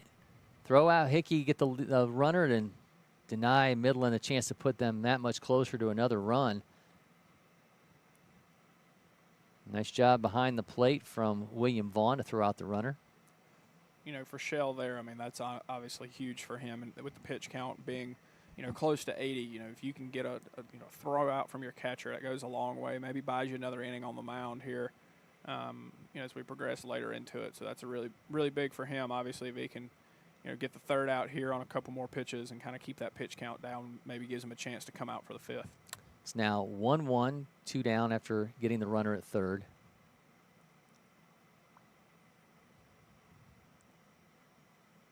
That one just gets away from Shell.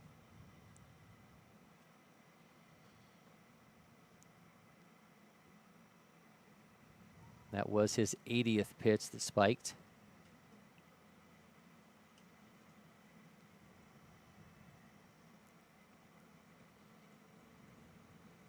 Miss on the outside. That's just a 3-1.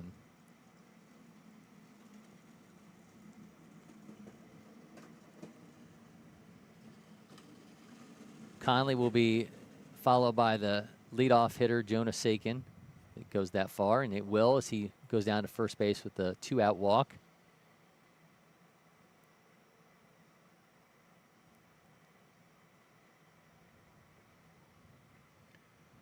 The Pitch count up to 82 now. You know, obviously this will probably be the end of the line for Shell. See if he can get Kane Southeast out of this inning.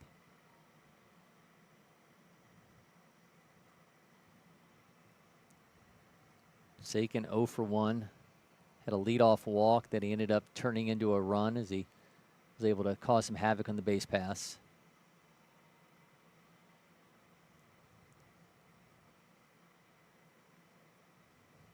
Miss high.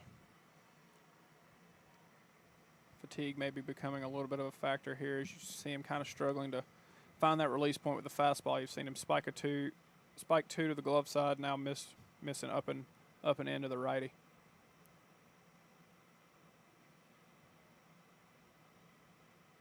Another miss.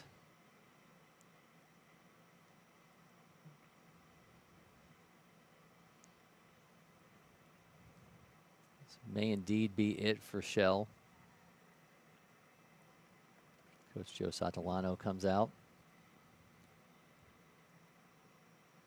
I'd be surprised if he doesn't give him an opportunity to get out of this. But he is up to 84 pitches. Absolutely. I'm assuming they'll give him a shot to get out of this, maybe finish this hitter, maybe one more. But, you know, he's got him to this point. Obviously, you know, saving every arm that you can, obviously, for the late innings gives your offense a chance, you know, to kind of get yourself back into it here in the 5th, 6th, and 7th inning, because we are playing straight 7 in this ball game, so there will be no the 2-hour time limit is not in play. So, you know, this is a true 7-inning baseball game. And you are getting to the point where, you know, you get through Sakin, you're just getting down to the heart of the order for Midland, and I'm not exactly sure you want a fatiguing pitcher going north of 90 pitches. It's having trouble locating, being able to deal with the heart of the order. Absolutely. It'll also be the 3rd time through for those guys, so they've seen it, obviously not to, you know, to get analytical like they do in the big leagues, but, you know, averages tend to increase on the 3rd time around seeing a pitcher. 3-0, so he will walk him, and that'll bring up Kai Bledsoe with runners at 1st and 2nd. If you're Midland, you're kind of kicking yourself a little bit here too as well. You know, you give him a free out on the base pass, and, you know, realistically there's probably a run is scored with 2 balls, you know, going to the backstop just on that hitter. So yeah, that's a good point. They're already up 4-1, looking to build on that. 2 down, Kai Bledsoe, 1 for 2.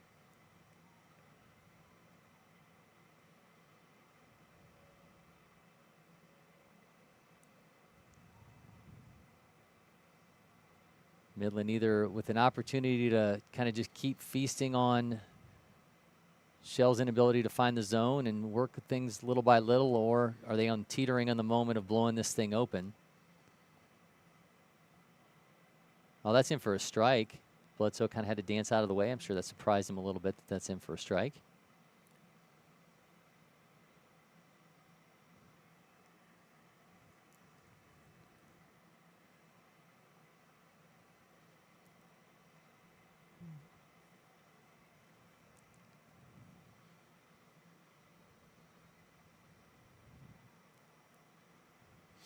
It's hard to find any real fault in the way that Hayden Shell has pitched. He's allowed just 2 hits, but some walks and some miscues along the way have caused troubles. That's in for another strike. Big pitch here, be able to get out of this inning. Obviously, you know, it's been an extended inning as far as pitches and, you know, just the length of the inning. But, you know, if he's able to get out of this here with no runs allowed, I think, you know, everybody involved on the Kane side of things would be pretty happy with it, you know, with the performance so far. Well, his 90th pitch goes down the right field line, but that's going to go foul. That could have been all kinds of trouble if Kai Bledsoe was able to get that past the first baseman fair, but go back and continue this AB, and the count's now 1-2. Absolutely. That ball stays fair, gets down in the corner. You're realistically looking at 2 runs and then probably a runner standing on third base with 2 outs.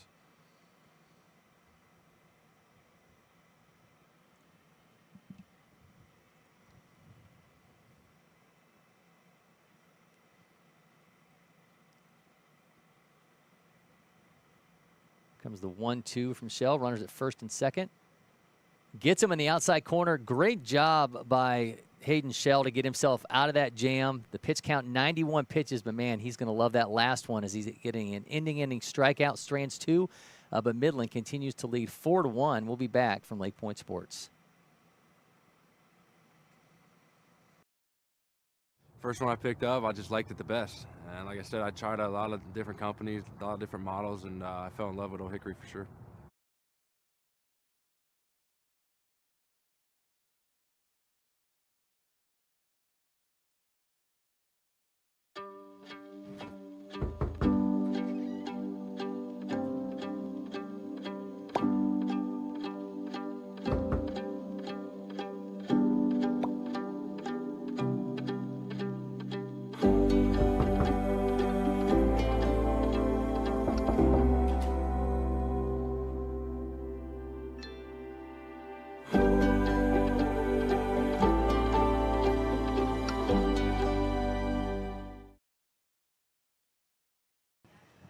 Welcome back to LakePoint Sports. Cory McCartney now joined by our own Riley Clingman. Riley, man, welcome in for the first time. Midland with a 4-1 lead over Kane Southeast here in the 14U National Championship Final, and we have just seen a team that has kind of pieced things together and getting themselves a lead that they've just held on to largely behind the arm of Jake West. Yeah, Jake West has done a phenomenal job on the mound. I think that he's kind of keeping these Canes hitters off balance, using a lot of different pitches, mixing up his speeds, but also I think Midland has kind of put stress on this Canes team via the base paths as well, you know, taking the extra base, taking the extra stolen base as well, and really just hitting in key moments when it matters. Yeah, we've not seen that real big blow from either side so far, but you mentioned it. It's really felt like Midland's just done a great job of some exceptionally smart base running and has allowed them to have a 4-1 lead and have Jake West back out there. Just 43 pitches. We saw the 91st pitch for opposing pitcher Hayden Shell, and what we're imagining was probably the last pitch of the day for him as he got an inning strikeout to strand a couple runners. And Jake West making quick work of things so far, and he's now going to be facing Bryson Hodge, be followed by Hampton Hall and William Vaughn. This is glove side. You always, arm side, excuse me. You always wonder about a long layoff for a pitcher, and you were a pitcher. When you were within a game and your offense put together a long stretch like that, did you like that? Did you kind of start to get worried about, all right, am I going to be able to kind of stay hot when I get back out there? Yeah, I mean, there's definitely some worry as well with that, but I honestly think having shorter time in between innings, at least for me, was always the big thing because my arm would stay hot. I would be able to go right back out there, throw like 5 or 6 warm-up pitches, and go right back to just dominating on the hill. And honestly, having that long layover can kind of be nice too, though, because at the end of the day, if your offense is putting up runs, you're also getting a ton of confidence as well. Hodge skies out to center field and had a little bit of a meeting there between the right fielder, center fielder, and second base, but able to make the out. And saw an issue during the first inning for Kane Southeast where you had a ball going to the left fielder. It almost looked like he looked off the center fielder for a second, and that ball dropped down, and we ended up having Vandercook standing at second base. So obviously the communication a little bit stronger for Midland Baseball as they're trying to work on this 14U National Championship. They're able to make that first out. Now here's Hampton Hall. Hampton Hall's another kid from this really talented Kane Southeast lineup that's going to be a part of the junior future games this year for 2024. He really flashed the leather against that TG D-backs team, turned a couple nice double plays in that game to get them out of some jams, to really put them in prime position during this championship game. But as we know, this Midland team has just done a phenomenal job through the first 4 frames, really behind the arm of Jake West this afternoon. I was talking when I know you spent some time with Kane Southeast coach Joe Sotolano, put together that great post-game speech for us. When I was talking to him pregame, I said, you know, it's amazing to me that you guys have 4 kids who are coming back here for junior feature games, and he said, the great thing about this team is that we have them, but then we have all these complementary players that we've put around them that all are kind of able to pop up at different times and do different things for us, which I thought was really an interesting way to construct a team like this, because I think a lot of times you just think, okay, just give me the 12 to 14 best players that I can find. I think kind of having guys who understand their roles and to have them be complementary pieces to these, you know, higher end players that you have, I think is a really smart and interesting way to put together a squad, and certainly it's paying off for Kane Southeast as they're sitting here playing for a 14U National Championship. Yeah, it definitely is, and I think a great example of that is I don't think Coach Sotolano thought that William Vaughn was going to go 7 strong innings in that semifinal game to really put the team on his back to get them here. A lot of clutch strikeouts during that game. he's not a power arm. He's a guy that's going to throw, 75, 70 to 79 miles an hour. But, I mean, like I said, mixing speeds and really holding teams to limited damage is really the key at the age of 14 years old. William Vaughn is now at the plate and fouls that one back. Vaughn is 0 for 1 on the day. Still just 53 pitches for Jake West. Making it look awfully easy, as Hudson Graham was saying. A player like West, you'll see that velocity tick up for him certainly over the next couple years, and you kind of look for that and fine-tuning of the secondary stuff a little bit. Vaughn shoots that one into center field. That's going to be down for a base hit, so a 2-out single from William Vaughn. Keeps things alive here for Kane Southeast in the 5th inning. Yeah, and I think another thing for Jake West, as well as Hayden Shell, the other starting pitcher on the other side of this matchup between Midland and Kane Southeast, I think these guys have to grow into their bodies. I mean, at the end of the day, they're only 14 years old. Jake West is a big kid. He's going to get bigger. He's going to get stronger.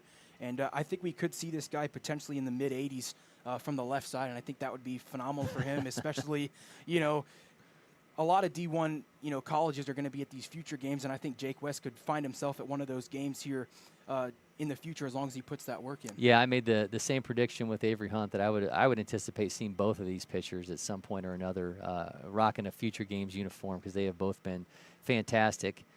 So we see West give up the single to William Vaughn, and now here is Caleb Hawkins. Vaughn, of course, now replaced by the courtesy runners. They get the catcher out of there to get his gear back on. We'd love to see Kane Southeast maybe get some motion on the base paths here, really get into Jake West's head. There hasn't really been a ton of base runners from Kane Southeast thus far, so maybe a little base hit to the right side, a little hit and run action, maybe get runners on the corners with 2 outs. Yeah, you haven't seen a lot of the pickoff move from West, because honestly he really hasn't had a lot of reason to have to show it. 3rd hit for Kane Southeast so far in this game, and he's largely kept base runners off the base pass. But, I mean, one thing I will say about Kane Southeast, if there's anybody that can come back in this game with their head coach, I mean, Coach Sotolano, he coached at Army way back in the day, and I think these guys could do that. Yeah, National Coach of the Year finalist when he was there. I believe 8 seasons that he spent at Army. So a guy that you kind of watched him in action and said, you saw a guy who obviously the way you watch him conduct himself with these players, that when you hear, oh, that guy coached at Army, you think, okay, that makes a lot of sense. Yeah, I mean, Coach Sotolano does it right. And honestly, it kind of reminds me of a couple of the coaches that I used to have, guys that really love to yell at you, to be quite frank with you, but they also pay attention to those details, because every single detail in the game of baseball matters, because it's such a mental game. 2 down in the inning. That's in for a strike, as this is now Zach Mann. Mann's 1 for 1. We'll see if Zach Mann can work a great at bat, have a good approach in the left-handed batter's box here, maybe work a walk, get a little base hit opposite field to roll over for the top of the order, because Ty Hunter's had a phenomenal tournament. Yeah, that would be huge for Kane Southeast as they try to stay within this game. You can kind of see Jake West is getting a little bit off kilter here. He's stepped off a lot and tried to, I think Harrison on second base is doing a phenomenal job kind of getting in his head a little bit. He's worrying about him at second base right now a little bit too much. Yeah, we haven't really seen him have a lot of stressful pitches in this game as he hits him. And now we're going to see Mann go on his way down to first base, and I'll bring up Harry Monroe. We haven't seen a lot of stressful pitches thrown by West at all in this game, and he's now got the bases loaded with 2 outs. And the number 10 hitter, and as you mentioned, that's got Ty Hunter and those other junior future gamers looming. So a big moment coming here for Midland as they lead 4-1 in the 5th. I love this mound visit right here by Coach Bledsoe. Bases loaded. First real action on the base path for Kane Southeast. You get 2 quick outs in the inning, and it's so coach speech, but it's so true. A lot of times you see pitchers dominating. They get the first 2 outs, and then it's really just difficult for them to kind of get out of that inning, and Jake West is going to come out of the ball. Wow, 57 pitches for Jake West, and that's going to be the end of the day for him. So we're going to see a pitching change for Midland with the bases loaded and 2 outs. So talk about stressful pitches. Whoever's coming in to pitch this game has now got their hands full on them. So we're now going to see things turn over to Brett Passiorek. The shortstop will now move on to the mound. Passiorek from Woodland, Tennessee, 5'9", 130-pounder. We got him with a fastball up around 81. Also got a changeup 70 to 74. Curveball, he works around the 64 to 69 range. So a little bit of a different look here as they go from the more power lefty to a craftier righty. I say craftier, but still runs it up to 81. Got more of a little bit of a shovel release point. You wonder if Coach Bledsoe made this change because Brett has a bulldog mentality to come into a bases loaded jam with 2 outs and really just come in pumping strikes. That's got to be the number one thing for any relief pitcher coming into a bases loaded jam is just pump strikes, fill up the zone, and really, I mean, it's so cliche, but he's a ground ball away from getting out of this inning.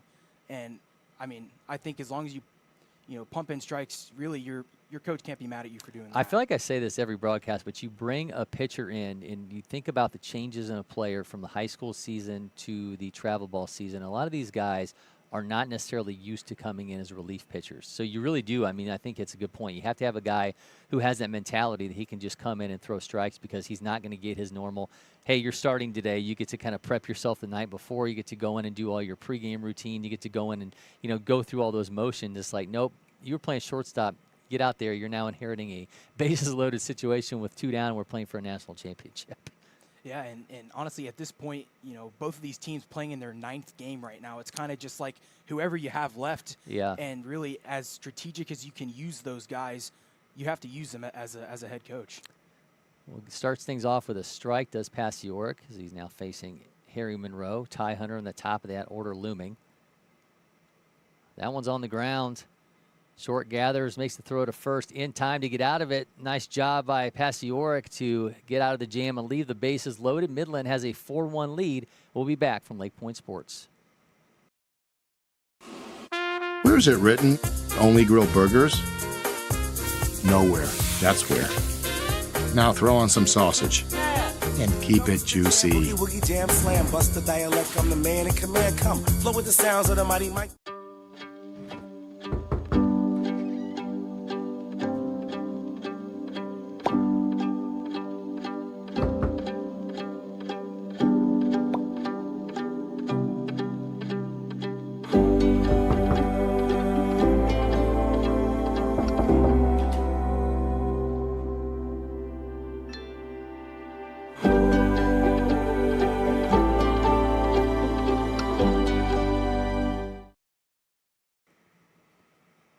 So a fantastic moment there from Brett Pasioric working his way out of a bases-loaded jam that he came in a relief opportunity. And 4-1 is the lead for Midland as we move along here in the 14U National Championship Final. Cory McCartney now joined by Riley Clingman, and we are going to have a pitching change for Kane Southeast as well, as they'll now turn things over to Caleb Hawkins. Hawkins, Russellville High School. He's got a fastball up around 81, also curveball 68 to 70, so he comes in for Shell, and saw a couple really strong opening pitchers there and playing themselves through a pitching matchup, and Midland's got a 4-1 lead. Kane Southeast has got some work to do, but as you mentioned, Riley, they're going to have things set up as they get their next at bat, and they're going to have the top of the order rolling out for them, starting with Ty Hunter. Yeah, I mean, Ty Hunter's a guy that has a lot of tools, a lot of ability to hit the ball the other way, pull the ball, and really he's an absolute contact machine at the top of the order for this team. But then you have 3 lefties at the top of the order for Canes, and now with a righty on the mound for Midland, it kind of plays the advantage for those guys, and maybe here in the top of the 6th they can make this game a little bit more interesting here in the 14U championship. Brett Pasioric, who just took over on the mound, as I had mentioned, will lead things off, followed by Alex Potter and Parker Vandercook. Pasioric 0 for 1. Alex Potter's another guy that's going to that junior future games representing Tennessee this year here in a couple weeks from July 24th to 28th. So it'll be interesting to see how these 14U teams do in this future games. I think last year Kansas took the crown in the future games. They went undefeated and they scored 62 runs and allowed 22. I was talking to Miles Oxt during an interview this week, and he played in the future games last year and he's coming back. So it'll be very interesting to see if somebody can dethrone Kansas, because it felt like they absolutely dominated last year. Yeah, the other junior bracket was won by Indiana, so they have some interesting coverage coming to you from the future games and junior future games here at the end of the month. So make sure you follow all of our social media channels, and as I mentioned before, there'll be plenty across all the Prep Baseball network as well. So lots coming from that massive event as Hawkins loses his lid on that offering. I feel like that's going to happen about every pitch. There's yeah. just some of those pitchers that get a hat a little bit too loose. Yeah, I think they like that because it makes you look like you're throwing that much harder, right? Yeah. There's the 0-1. There goes the hat again. Skies that one. Who's got it? Who's got it? Who's got it? Not sure who got that. Looks like it went fouls. The AB is going to continue. Unfortunately, our camera didn't cut away. I think we were just as confused as the pitcher was and catcher were with their hands up in the air trying to find that ball into the gleaming Georgia sun. So we've seen 2 pitches so far from Hawkins. He's lost his hat on both of them. But hey, he's got an 0-2 count to work with. He does, so. yeah. Hey, whatever works. Yeah, exactly. I just don't remember that when I was playing. Anybody ever lost their hat? Yeah. I know Willie Mays would famously wear his hat a half size small, so when he was running, it would fall off, so it would look like he was going faster. Well, I'm sure when he made that crazy catch at Rickwood Field, his hat kind of had to fall off for that one. That's right. So that basket catch That's out right. in center field, never forget it. 0-2's the count to Hawkins. From Hawkins to Passiorek. That one gets away. The hat counts up to 3. Maybe we should have that on screen. We'll get producer Grayson Rosen to come up with a graphic for us in the back that has the Hawkins loose hat tally. Oh, I wonder if he can match his number on the back of his jersey. That's right. in this outing. Maybe had he been the starter. Yeah. Miss goes 2-2 and has to pick that lid up. It's not a bad miss there on 1-2. I like the off-speed low. Get Passiorek in the box to roll over it, get a ground ball over to the second baseman, and throw it over to first to get an out. I like that 1-2 miss there. Yeah, we've not seen from either side a lot of really hard contact. Saw one north of 90 from off the bat of Jake West. It was caught. Speaking of Jake West and hitting baseballs very hard, he hit one a long way in the semifinal game, a 3-run shot, and he picked up 5 RBIs for Midland, and he was a big reason why they're in this championship game. And honestly, he's a big reason why they're winning this game right now with a stellar performance on the mound. Yeah, he's had a huge day. I mean, it's not just about this game. He has had a huge day without question. Passiorek sends that foul. Just saw Avery Hunt making his way across the screen with a pile of national champion shirts. We just have one logo, so we don't have a set of shirts for a team that doesn't end up winning them that we ended up sending off to some other country. You're talking about pile of T-shirts. That's a small pile compared to how many baseballs he's about to get. I think That's crazy, right? Yeah, I was doing the math in the back. 8,160 baseballs are going to arrive here at LakePoint. I believe you said tomorrow, right? Wow, yeah. So that's just a couple, though. That's right. So. I think they show up like a Brinks truck. There's like a guy that he's got a piece with him, and he's making sure nobody takes those baseballs. Those are a hot commodity here. It goes down on strikes. We had a long AB between Passiorek and Hawkins. A 9-pitch at bat, but he gets him to go down on strikes for the first out. Yeah, it was a great 81-mile-an-hour fastball in the outer half, and honestly, a steady dose of breaking balls from Hawkins to Passiorek, and he just blows the 81-mile-an-hour heater right by him on the outside corner, gets out number 1. Now it's Alex Porter, 0 for 2.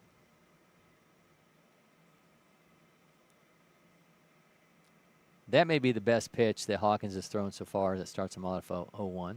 Yeah, it's a beautiful curveball. It's 68 miles an hour. Beautiful change of speeds, 13 miles an hour slower than that fastball, and he gets it over for strike 1. This one is skied in the right field on the run. Right fielder's got it. Now 2 down. So we go from Alex Potter on the pop out to Parker Vandercook. Vandercook 0 for 1. Great communication there between the second baseman and the right fielder. Hudson Oliver coming in to make that catch is just easier for him coming in than Harry Monroe going out. And we've kind of seen some communication blunders between Kane Southeast, but that was pretty short-handed. Yeah, Vandercook orchestrated one of those in his first at-bat as he sent the ball into left field. And as I mentioned to you earlier, right fielder and center, left fielder and center fielder looked like they were kind of maybe glanced off. The left fielder did towards center, running in on him, and that ball hit off his glove, and Vandercook ended up standing on second base. One of 2 errors for Kane Southeast in this game so far.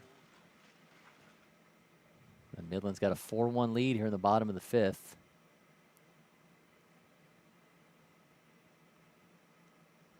Just misses to run it to 2-1.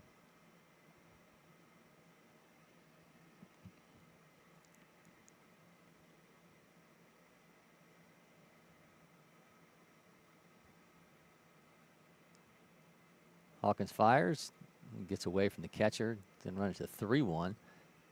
Maynard Cook will be followed by Jake West. If you're Coach Sotolano and you have 2 outs in this bottom of the 5th inning, you're about to bring your top of the order up next inning. If you're 3 left-handed hitters facing the righty in Pesioric, what is going to be your approach next inning in the top of the 6th inning with time running out in this ballgame? Yeah, I mean, I think it's just, let's just get on. You know, whatever they can do to get on. I mean, I think you're just trying to set the table and just piece it together. I think at that point, you know, you've watched Midland do the exact same thing to get themselves 4-1. We watched them be a team that, you know, steamrolled their way into the final, a 12-0 win in which you saw basically them do everything right. And then this game has just been about little bit by little bit and them finding a way. I think that's the thing that Canes is going to have to do in their next at-bat with, you know, the last time we're potentially going to see these hitters for them in this matchup. They're going to have to find a way to get on and try to piece it together and try to work their way back into this ball game. Gets away from the catcher, and runner will advance to second. Looked like that might have been a cross-up there. It seems like William Vaughn thought a different pitch was coming from Hawkins. He's actually going to go talk to him right now about that because I think Vaughn thought that came in with a little bit more mustard than he thought it was going to. This is a day, by the way, you look at the clouds that we've got back here in LakePoint Sports. Looks like Andy's room here in Emerson, Georgia. Just a gorgeous day. Again, we always talk about the weather here because it is such a point of conversation because it can get so hot here during the summer months. But we have been blessed with a beautiful day here for the 14U National Championship.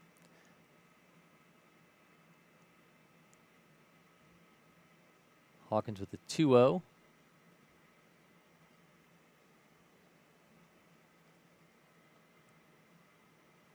Going to have a conversation with him. Things getting a little bit awry for Caleb Hawkins. Yeah, Caleb Hawkins came out firing, you know, faced Brett Piorsic, leadoff hitter, struck him out, and then got another quick out on a fly ball to right field. And here he walks the 3rd hitter of the inning, and now he's got a 2-0 count to arguably the hottest hitter in this Midland Redskins lineup in Jake West, who can do some damage and really, I don't want to say put this game out of reach because obviously with this Kane Southeast team, they're very good, and with the top of the order coming up, you can never put them out of any ball game. But I think if Jake West can connect on a ball here and even an extra base hit to put one more run up on the board, it feels like that's kind of why Sotolano went on the went for a mound visit because you don't want this game to get out of hand. Yeah, and I think too with Hawkins, it's like you had a guy who wasn't having to deal with a runner on. So what is he like? How different is he pitching from the stretch, right? Like what are those moments like for him? And I think right now you're kind of seeing it. Maybe get a little away from him mentally, so go out and give him a reset and kind of let him find himself again. West is 0 for 2.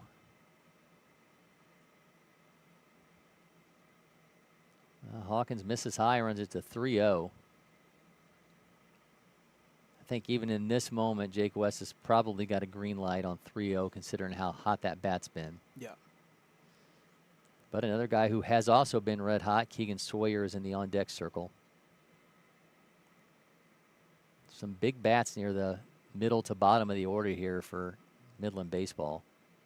Oh, drops that in for a strike. Nice pitch. Looked like it was going to be ball 4, and instead it just drops in at the last second to run to 3-1. I think it fooled everybody, even Hawkins catcher Vaughn, because Vaughn stood up because he thought it was going to hit him right in the chest. Yeah. Then he had to squat at the last possible second to frame that pitch. But the umpire saw that all the way through, and he gave him the benefit of the doubt. Yeah, and that's the dangerous part of it, right? If you're a catcher, I mean, it's we talk about how many times a catcher can get strikes for a pitcher, but that's an instance where the catcher can actually take away a strike as he tries to make those motions up. Oftentimes the umpire thinks, well, there's no way that was a strike if he had to go make that move for it.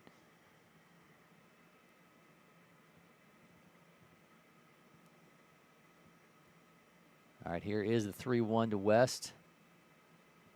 He's swinging, sends that one back foul. Jake West definitely wishes he had that pitch back just underneath it. Squared it up, just fouled it right back into the screen. But great news for Hawkins is he went from 3-0 now to 3-2, and he has a great opportunity to get out of this inning. Yeah, we saw Pesioric do the same thing. Can he deny them this really big insurance run with a big piece of the order looming for Kane Southeast? Great job by Jake West, too. Don't want to give Hawkins any type of momentum here, taking his time. It's a 3-2 count. It's a big moment in this ball game. We'll see if he can come through for Midland. Oh, swing and a miss. Goes down on strikes, so Caleb Hawkins stands and delivers and strands the base runner. Midland, though, they continue to lead 4-1. We'll be back from LakePoint Sports.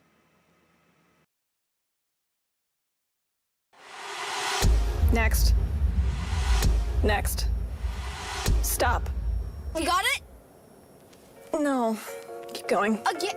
Next. Next. If you don't pick one. Oh, you have time. Am I keeping you from your job? Next. I don't even know where I am anymore. Stop. Do we finally have it?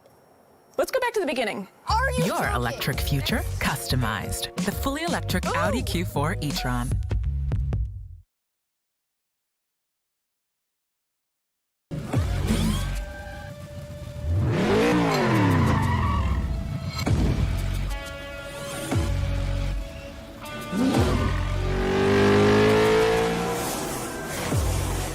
Making every second count. That is how I live. And this is how I hydrate. Body Armor Sport Water. Water for the athlete and all of us. This is ready to go online. Any questions? Yeah, I got one. How about the best network imaginable? Let's invent that. That's what we do here. Quick survey. Who wants their internet to work pretty much everywhere? And it needs to run smooth, like super smooth. Hey, should you be drinking that? It's decaf. Because we're busy women. We don't have time for lag or buffering. Who doesn't want internet that helps AI do your homework even faster? Come again? Sorry, what was that? Introducing the next generation 10G network, only from Xfinity. The future starts now. Welcome back to LakePoint Sports. Cory McCartney along with Riley Clingman. It looks like we're going to have another pitching change for Midland here as we move along to the 6th inning. Now on the mound, we are going to have Colton Jones. Colton Jones, 6'1", 200 pounds, fastball up to 85. So saw some heat from Jake West, and then we saw Passiorek come through with nice relief effort, and they'll turn things over to another flamethrower here with Midland up 4-1. The final warm-up pitch, throw it down to second, and now we'll see Ty Hunter along with Braden Entrikin and Hudson Oliver. So the biggest bats coming up in a crucial time for Canes Southeast here, Riley. Yeah, and I mean, at the end of the day, this Canes team faced a guy, a right-hander throwing upper 80s against the TGD backs, and the top of the order did the best out of anybody in the lineup, squaring it up, getting base hits the other way, and I think Ty Hunter is one of those players that's going to look for that first pitch fastball in the zone to see if he could do something with it. Well, he watches the first pitch fastball in the zone, first strike one. But you just got to, that's the first pitch they've seen live of him. So you got to give him a little bit of leeway there if he's got an 0-1 count. That was at 82. Here I am on my first day, already getting the broadcaster's jinx right now. That's right. I've been in here for like 20 minutes, and it's already happening. Well, 1-1 is the count to Hunter. He is 1 for 1 on the day. Jones fires, sends that one right at, hits off the pitcher. So the ricochet's off of Jones, so we're going to see Hunter at first base. Hit him on the leg. It's just been that kind of day, though, during this game. I mean, the first really squared-up baseball by Canes Southeast hits off of the leg of the Midland pitcher, and Ty Hunter is safe at first base. I mean, that was definitely going to be a ground ball up the middle if the pitcher for Midland wasn't standing right there in the way. But Colton Jones. But, I mean, Canes Southeast, doesn't matter what way you look at it. They have their leadoff hitter on first base. Somewhat surprised they didn't go out and check on Jones. He just took 82 miles an hour off the shin. He just kind of shakes it off, and he's out there. So swing and a miss to Braden Entrikin.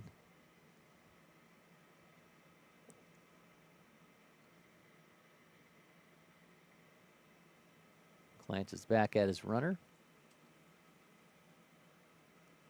Another swing, another miss. Colton Jones coming out firing, throwing strikes. If you're Coach Bledsoe of Midland, that's what you love to see. You want your guy coming out of the bullpen, pounding strikes, trying to get ground balls, especially in this situation, to turn a nice double play. That last pitch, 81.4, 2,300 spin.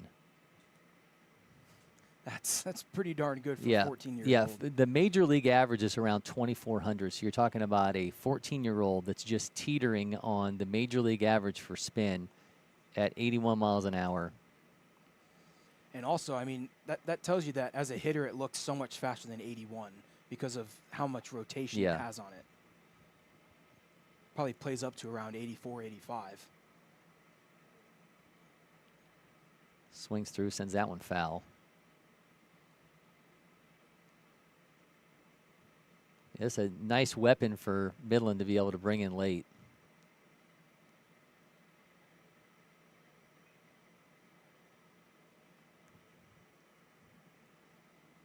1-2 count to Entrican.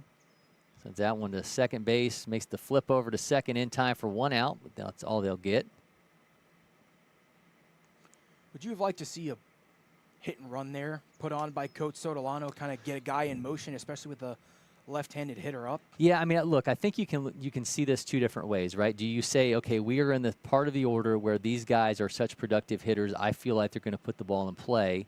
Or do you look at it from the end of, I've got a 4-1 deficit. If I get a runner on, I need to advance him as much as I can, as quickly as I can. I think there's just a couple different ways, and you can't knock either side. I mean, if Sotolano wants to say, hey, these are my 3 best hitters, and they're all hitting in this inning, you roll the dice and you see what you get from them. I think you can understand that, but then on the other side of it, you can understand saying we need to be aggressive because base runners have not been something we've had in this game.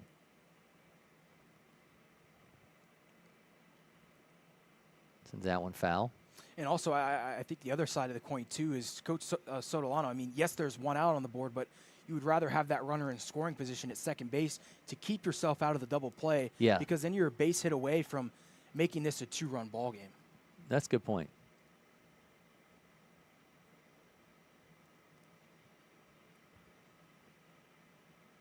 And you also have a pitcher on the mound who has not dealt with base runners. So, again, like, how do they react to that? Coming in pitching stressful pitches in a big moment. But he's now got a 0-2 count on Hudson Oliver with 1 down. Runner at first. Hayden Shell in the on-deck circle. They call him Babe. I heard them I talk about why, Babe. I heard them talk about Babe pregame, and I didn't know who Babe was, but there you go.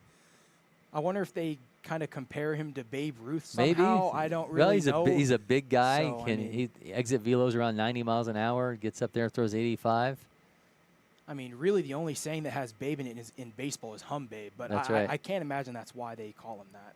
It's on the ground foul. It's got to be a Babe Ruth thing. Maybe Yeah. I heard him say Babe. Maybe I thought they were talking to somebody in the stands.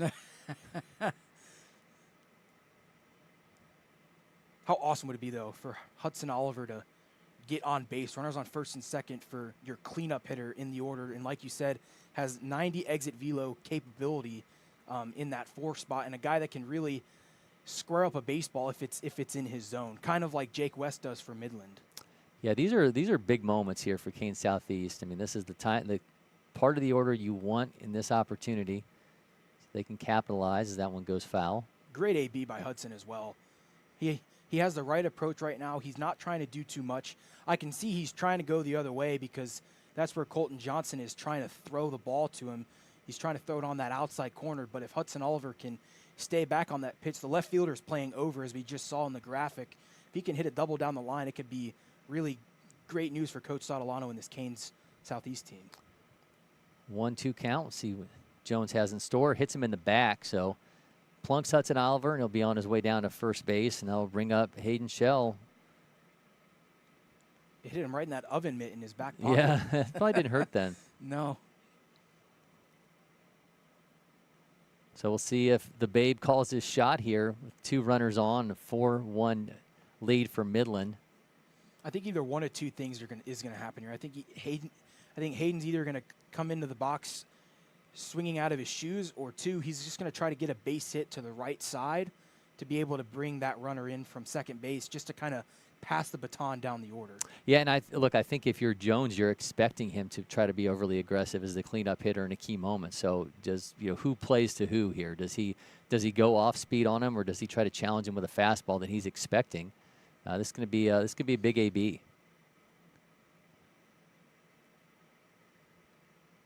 Goes fastball right down the middle. Shell kind of shaking his head. I'm sure he would have swung at that. Yeah, I almost feel like he was expecting Johnson to start him off with an off-speed pitch just because he's thrown a heavy dose of fastballs to the first 3 hitters of the inning.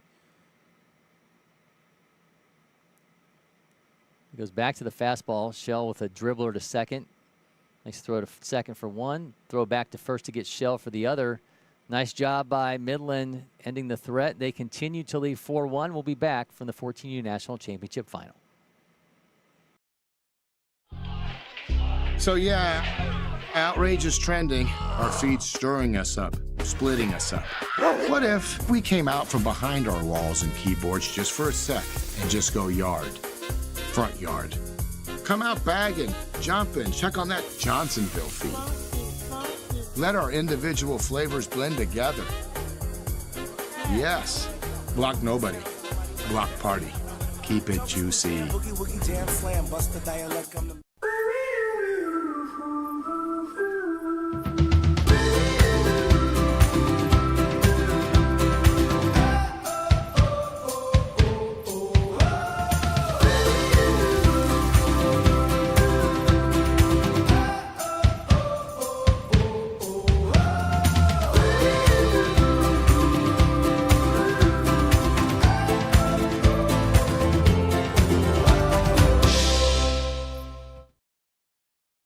We are rolling along here as it's getting late here in the early. That's what Yogi Berra used to say.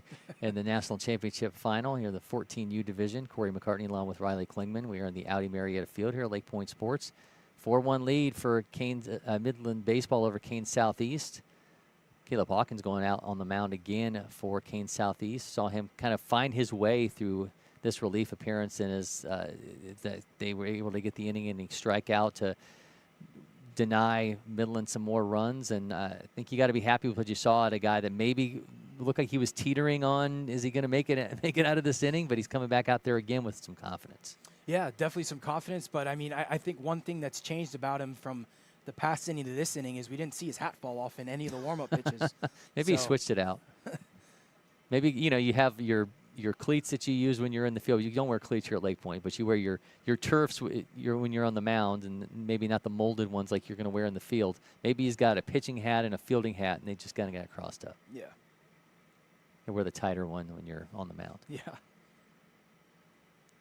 Keegan Sawyer, who's 1 for 1, watches that in for a strike.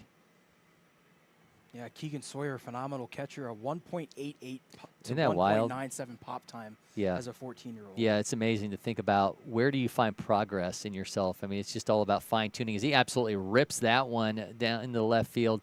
That's going to be extra bases, making his way past first base onto second. Does he hold up there? He does. Nice job by Keegan Sawyer leading things off with a double to get Midland back in run-scoring territory here in the 6th. Yeah, beautiful swing by Keegan Sawyer, and inside fastball, right chest level, absolutely demolishes it into the left field corner. 86.5 exit velo off the bat, and Keegan Sawyer has himself a double, and Midland could have themselves in prime position to get a massive insurance run in this ball game. Yeah, 2 hits on the day, and he will, of course, be replaced by a courtesy runner as the catcher.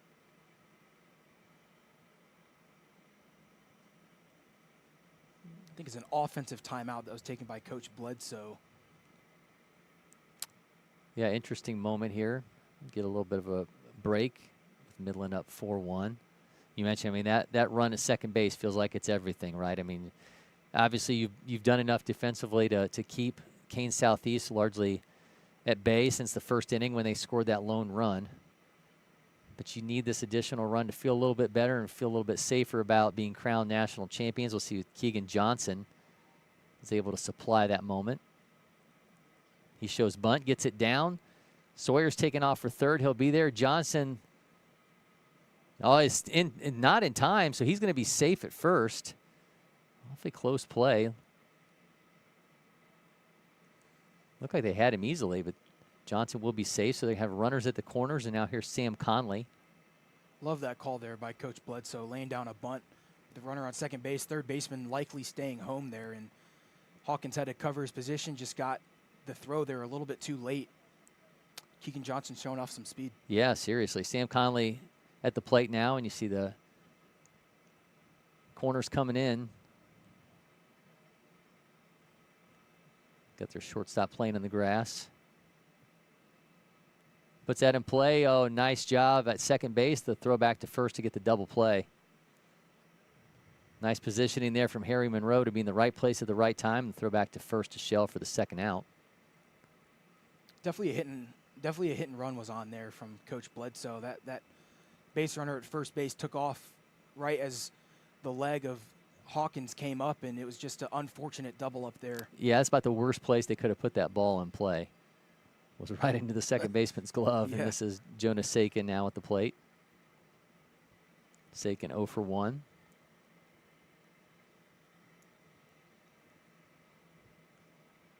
Big insurance run looking a little bit harder to come by here. We'll see what Sakin can deliver. That one's on the ground. Third baseman's got it, throws to first in time to end it. Nice job defensively from Kane Southeast, denying Midland that key insurance run, but the deficit is still 4-1 as we move along from LakePoint Sports. So yeah, outrage is trending. Our feed's stirring us up, splitting us up. What if we came out from behind our walls and keyboards just for a sec and just go yard, front yard? Come out bagging, jumping, check on that Johnsonville feed. Let our individual flavors blend together. Yes, block nobody, block party. Keep it juicy. Boogie woogie jam slam, bust the dialect, I'm the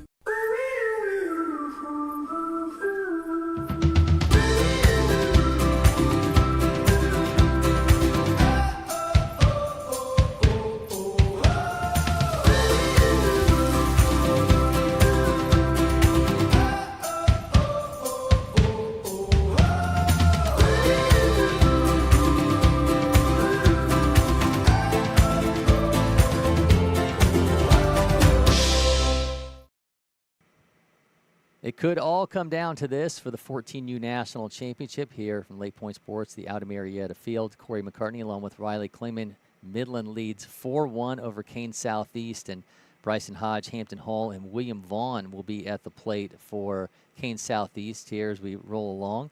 Another pitching change for Midland Redskins. We saw Colton Jones come in and do a nice job in a release effort.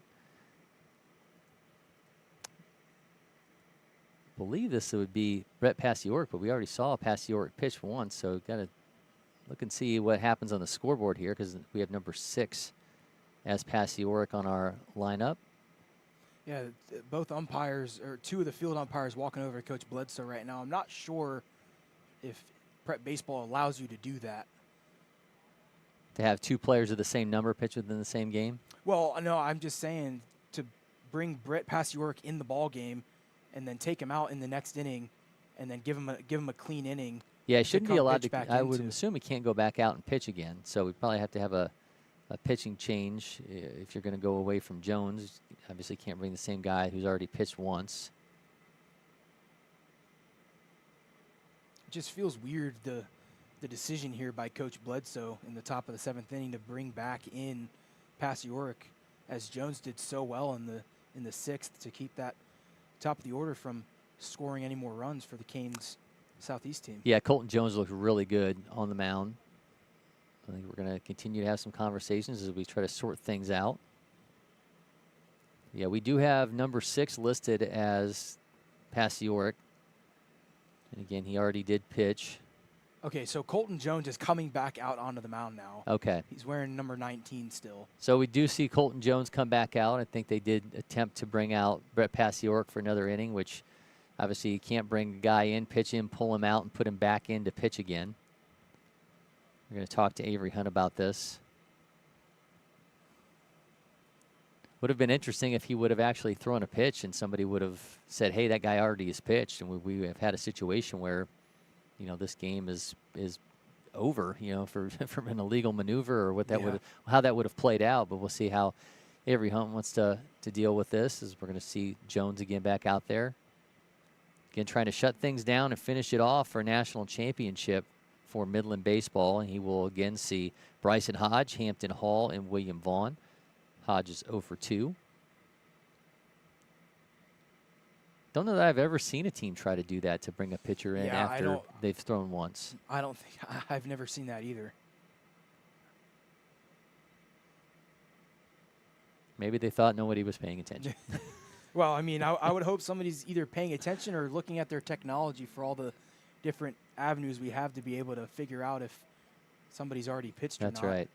I mean, I don't think Brett Pastujork would give his jersey to somebody else, but I mean, I've seen weirder things. Yeah, I mean, oftentimes, like teams will have more players on the roster that maybe a guy was somebody that they weren't playing, but they hold him back in reserve for that, so you get him back into the game with somebody else's number. I mean, that's not entirely out of the question. We had a game over the weekend with Nomadic Baseball where they had 2 players wearing number 35. So, I mean, it's just one of those things. I think a lot of times you just see him put tape over top of somebody's number if you're trying to make a change like that. But all right, so it is going to be Colton Jones out there. Didn't see him really get in any trouble until he allowed a base runner, and that kind of took him out of his rhythm. But he was just firing strike after strike to start things off, and he will again be facing Bryson Hodge, who was 0 for 2.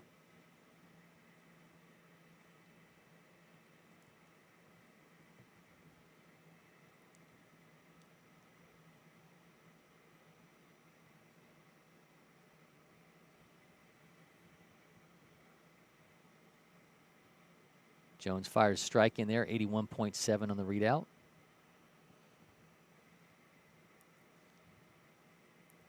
At least he didn't take his uniform off and think his day was over, right? Yeah, exactly.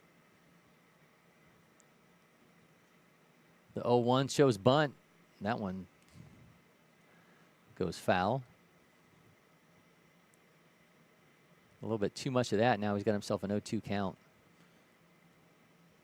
Yeah, it just feels like in today's game, you know, bunting used to be such a big part when I was a player.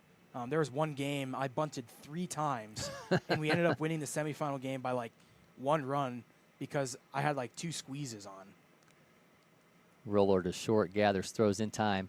I was coaching All-Stars one season at the rec level, and to show you how little kids know about bunting anymore, we had a kid told the kid to bunt. We asked him if he'd ever bunted, and he said no. So the next game we worked on him and had him bunt, and it hit his finger, and he broke his finger, and he was out for the season. So it's just a missing piece of it. They just don't learn how to do it at any level. Nobody wants to do it. It's just kind of a lost art of the game, to be honest with you. It's in for a strike. Well, I saw a shirt the other day that said how to bunt. It said, number 1, don't. Number 2, hit a home run. I mean, that's a very true T-shirt. Yep. On the ground to second. Gathers, throws in time, and Midland Baseball is 1 out away from a 14U national championship. We'll see if William Vaughn can continue his great day. Not necessarily at the plate, but on the mound in the semi game. He was absolute nails, and we'll see if he can keep his Kane Southeast team in this game, kind of pass the baton down to the bottom of the order, and hope that they can bring back up Ty Hunter and company at the top of that order to make this game interesting in the 7th. Well, that one misses well inside. But honestly, with the way Colton Jones has been absolutely just throwing strikes and really not giving the Kane Southeast team anything to watch really in terms of balls to strikes, I think that it's just going to be very difficult with Kane Southeast. This one's on the ground. Second has it, throws to first. In time, Midland Baseball is your 14U national championships winners. 4-1 is the victory over Kane Southeast. And just I think an inning that just kind of illustrated this entire game. Midland Baseball was able to keep a lot of balls just on the ground, not a lot of really hard hit stuff.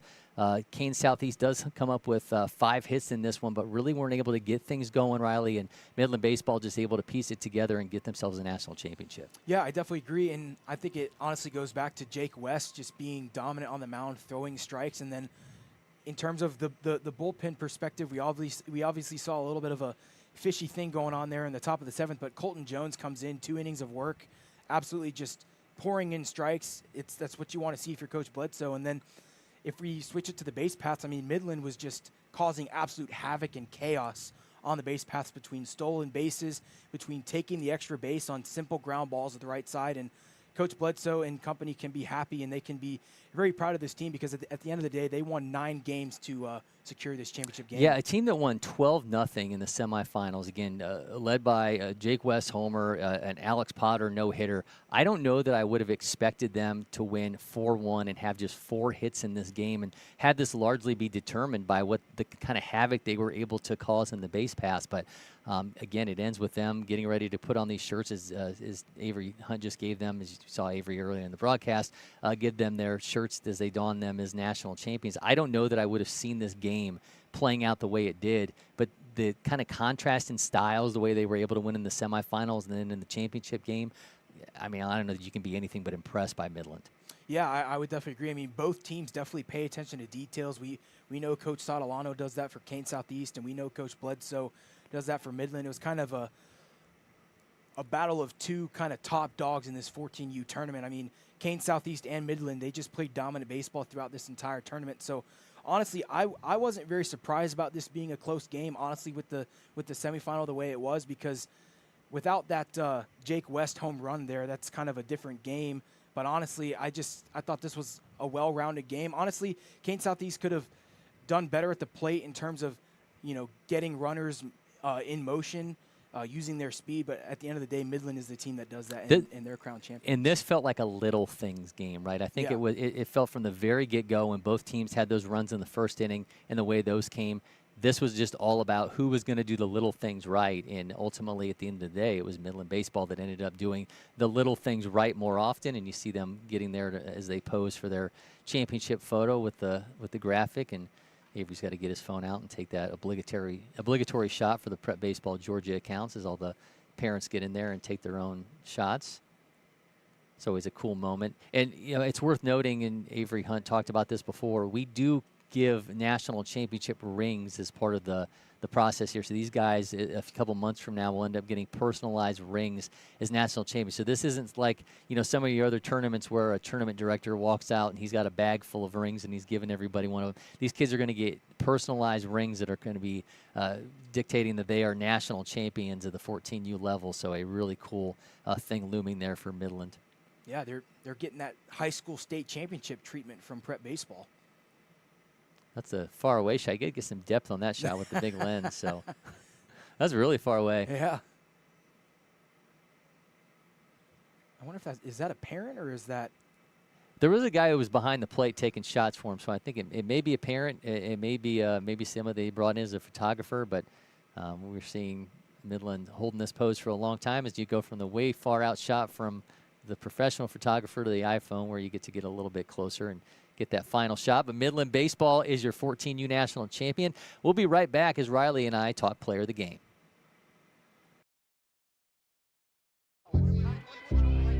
So yeah, outrage is trending. Our feed's stirring us up, splitting us up.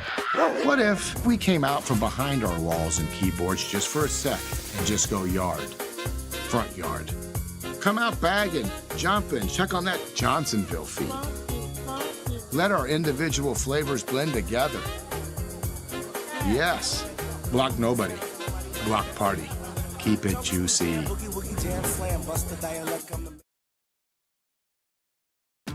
The Windscreen Factory, more than just windscreen. We're a full-service sports facility contractor.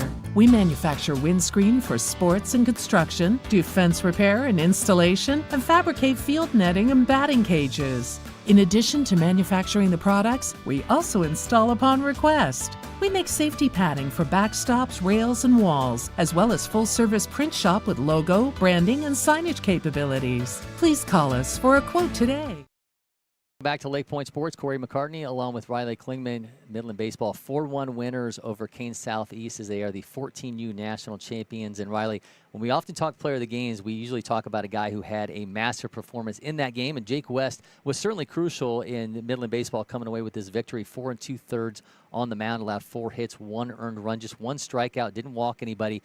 Was 0 for 3 at the plate, but this is more about Jake West's day, because beyond this, he has a 3-run bomb and a 3 for 3 day with 5 RBI in total in the semifinals. Midland Baseball is not walking away from this as national champions without the effort of the semifinal and the final from Jake West. No, they are definitely not. I mean, Jake West did it not only at the plate, but also on the mound.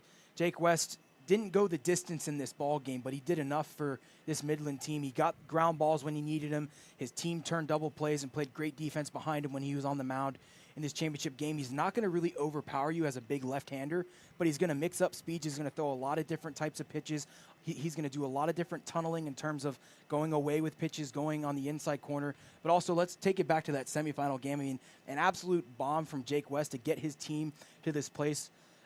Just a phenomenal day overall from him. When you dive into the secondary numbers on him on the mound in this championship game, a 91% fastball usage, but he had a 46% ground ball rate off that again, and just one strikeout, but was able to keep the ball on the ground largely and kind of keep this Kane Southeast team from being able to get rolling, because we saw what they're capable of offensively. I think that was the biggest thing for him. You were asking a guy to create an opportunity where he was throwing strikes, letting his defense work behind him. I think we talk about that a lot in championship games. What do you have left pitching-wise? And a guy who can throw strikes, put the ball in the zone, and get the ball on the ground, I mean, that's the recipe for success. Oh, yeah, and you definitely just hit the nail on the head, Corey. And honestly, when you're shooting knees is what we used to call it in terms of, coaching and players. When you're throwing the ball knee level in terms of in the strike zone, you're going to get those ground balls. That's what Jake West did. He kept the ball down. The Kane Southeast hitters got on top of the baseball, and he was able to get that 46% ground ball percentage this afternoon. Well, a big performance from Jake West across both games here on Championship Day in the 14U National Championship, and Midland Baseball is your title winners. 4-1 is the victory over Kane Southeast, so congratulations to them. And make sure you join us this weekend, as we will have coverage here from Southeast Select, then followed by the 17U National Championship before we, of course, roll into the feature games. So make sure you stick around on all of our social media channels for all that. So for Riley Clingman and producer Grayson Rosen, this is Cory McCartney signing off from LakePoint Sports.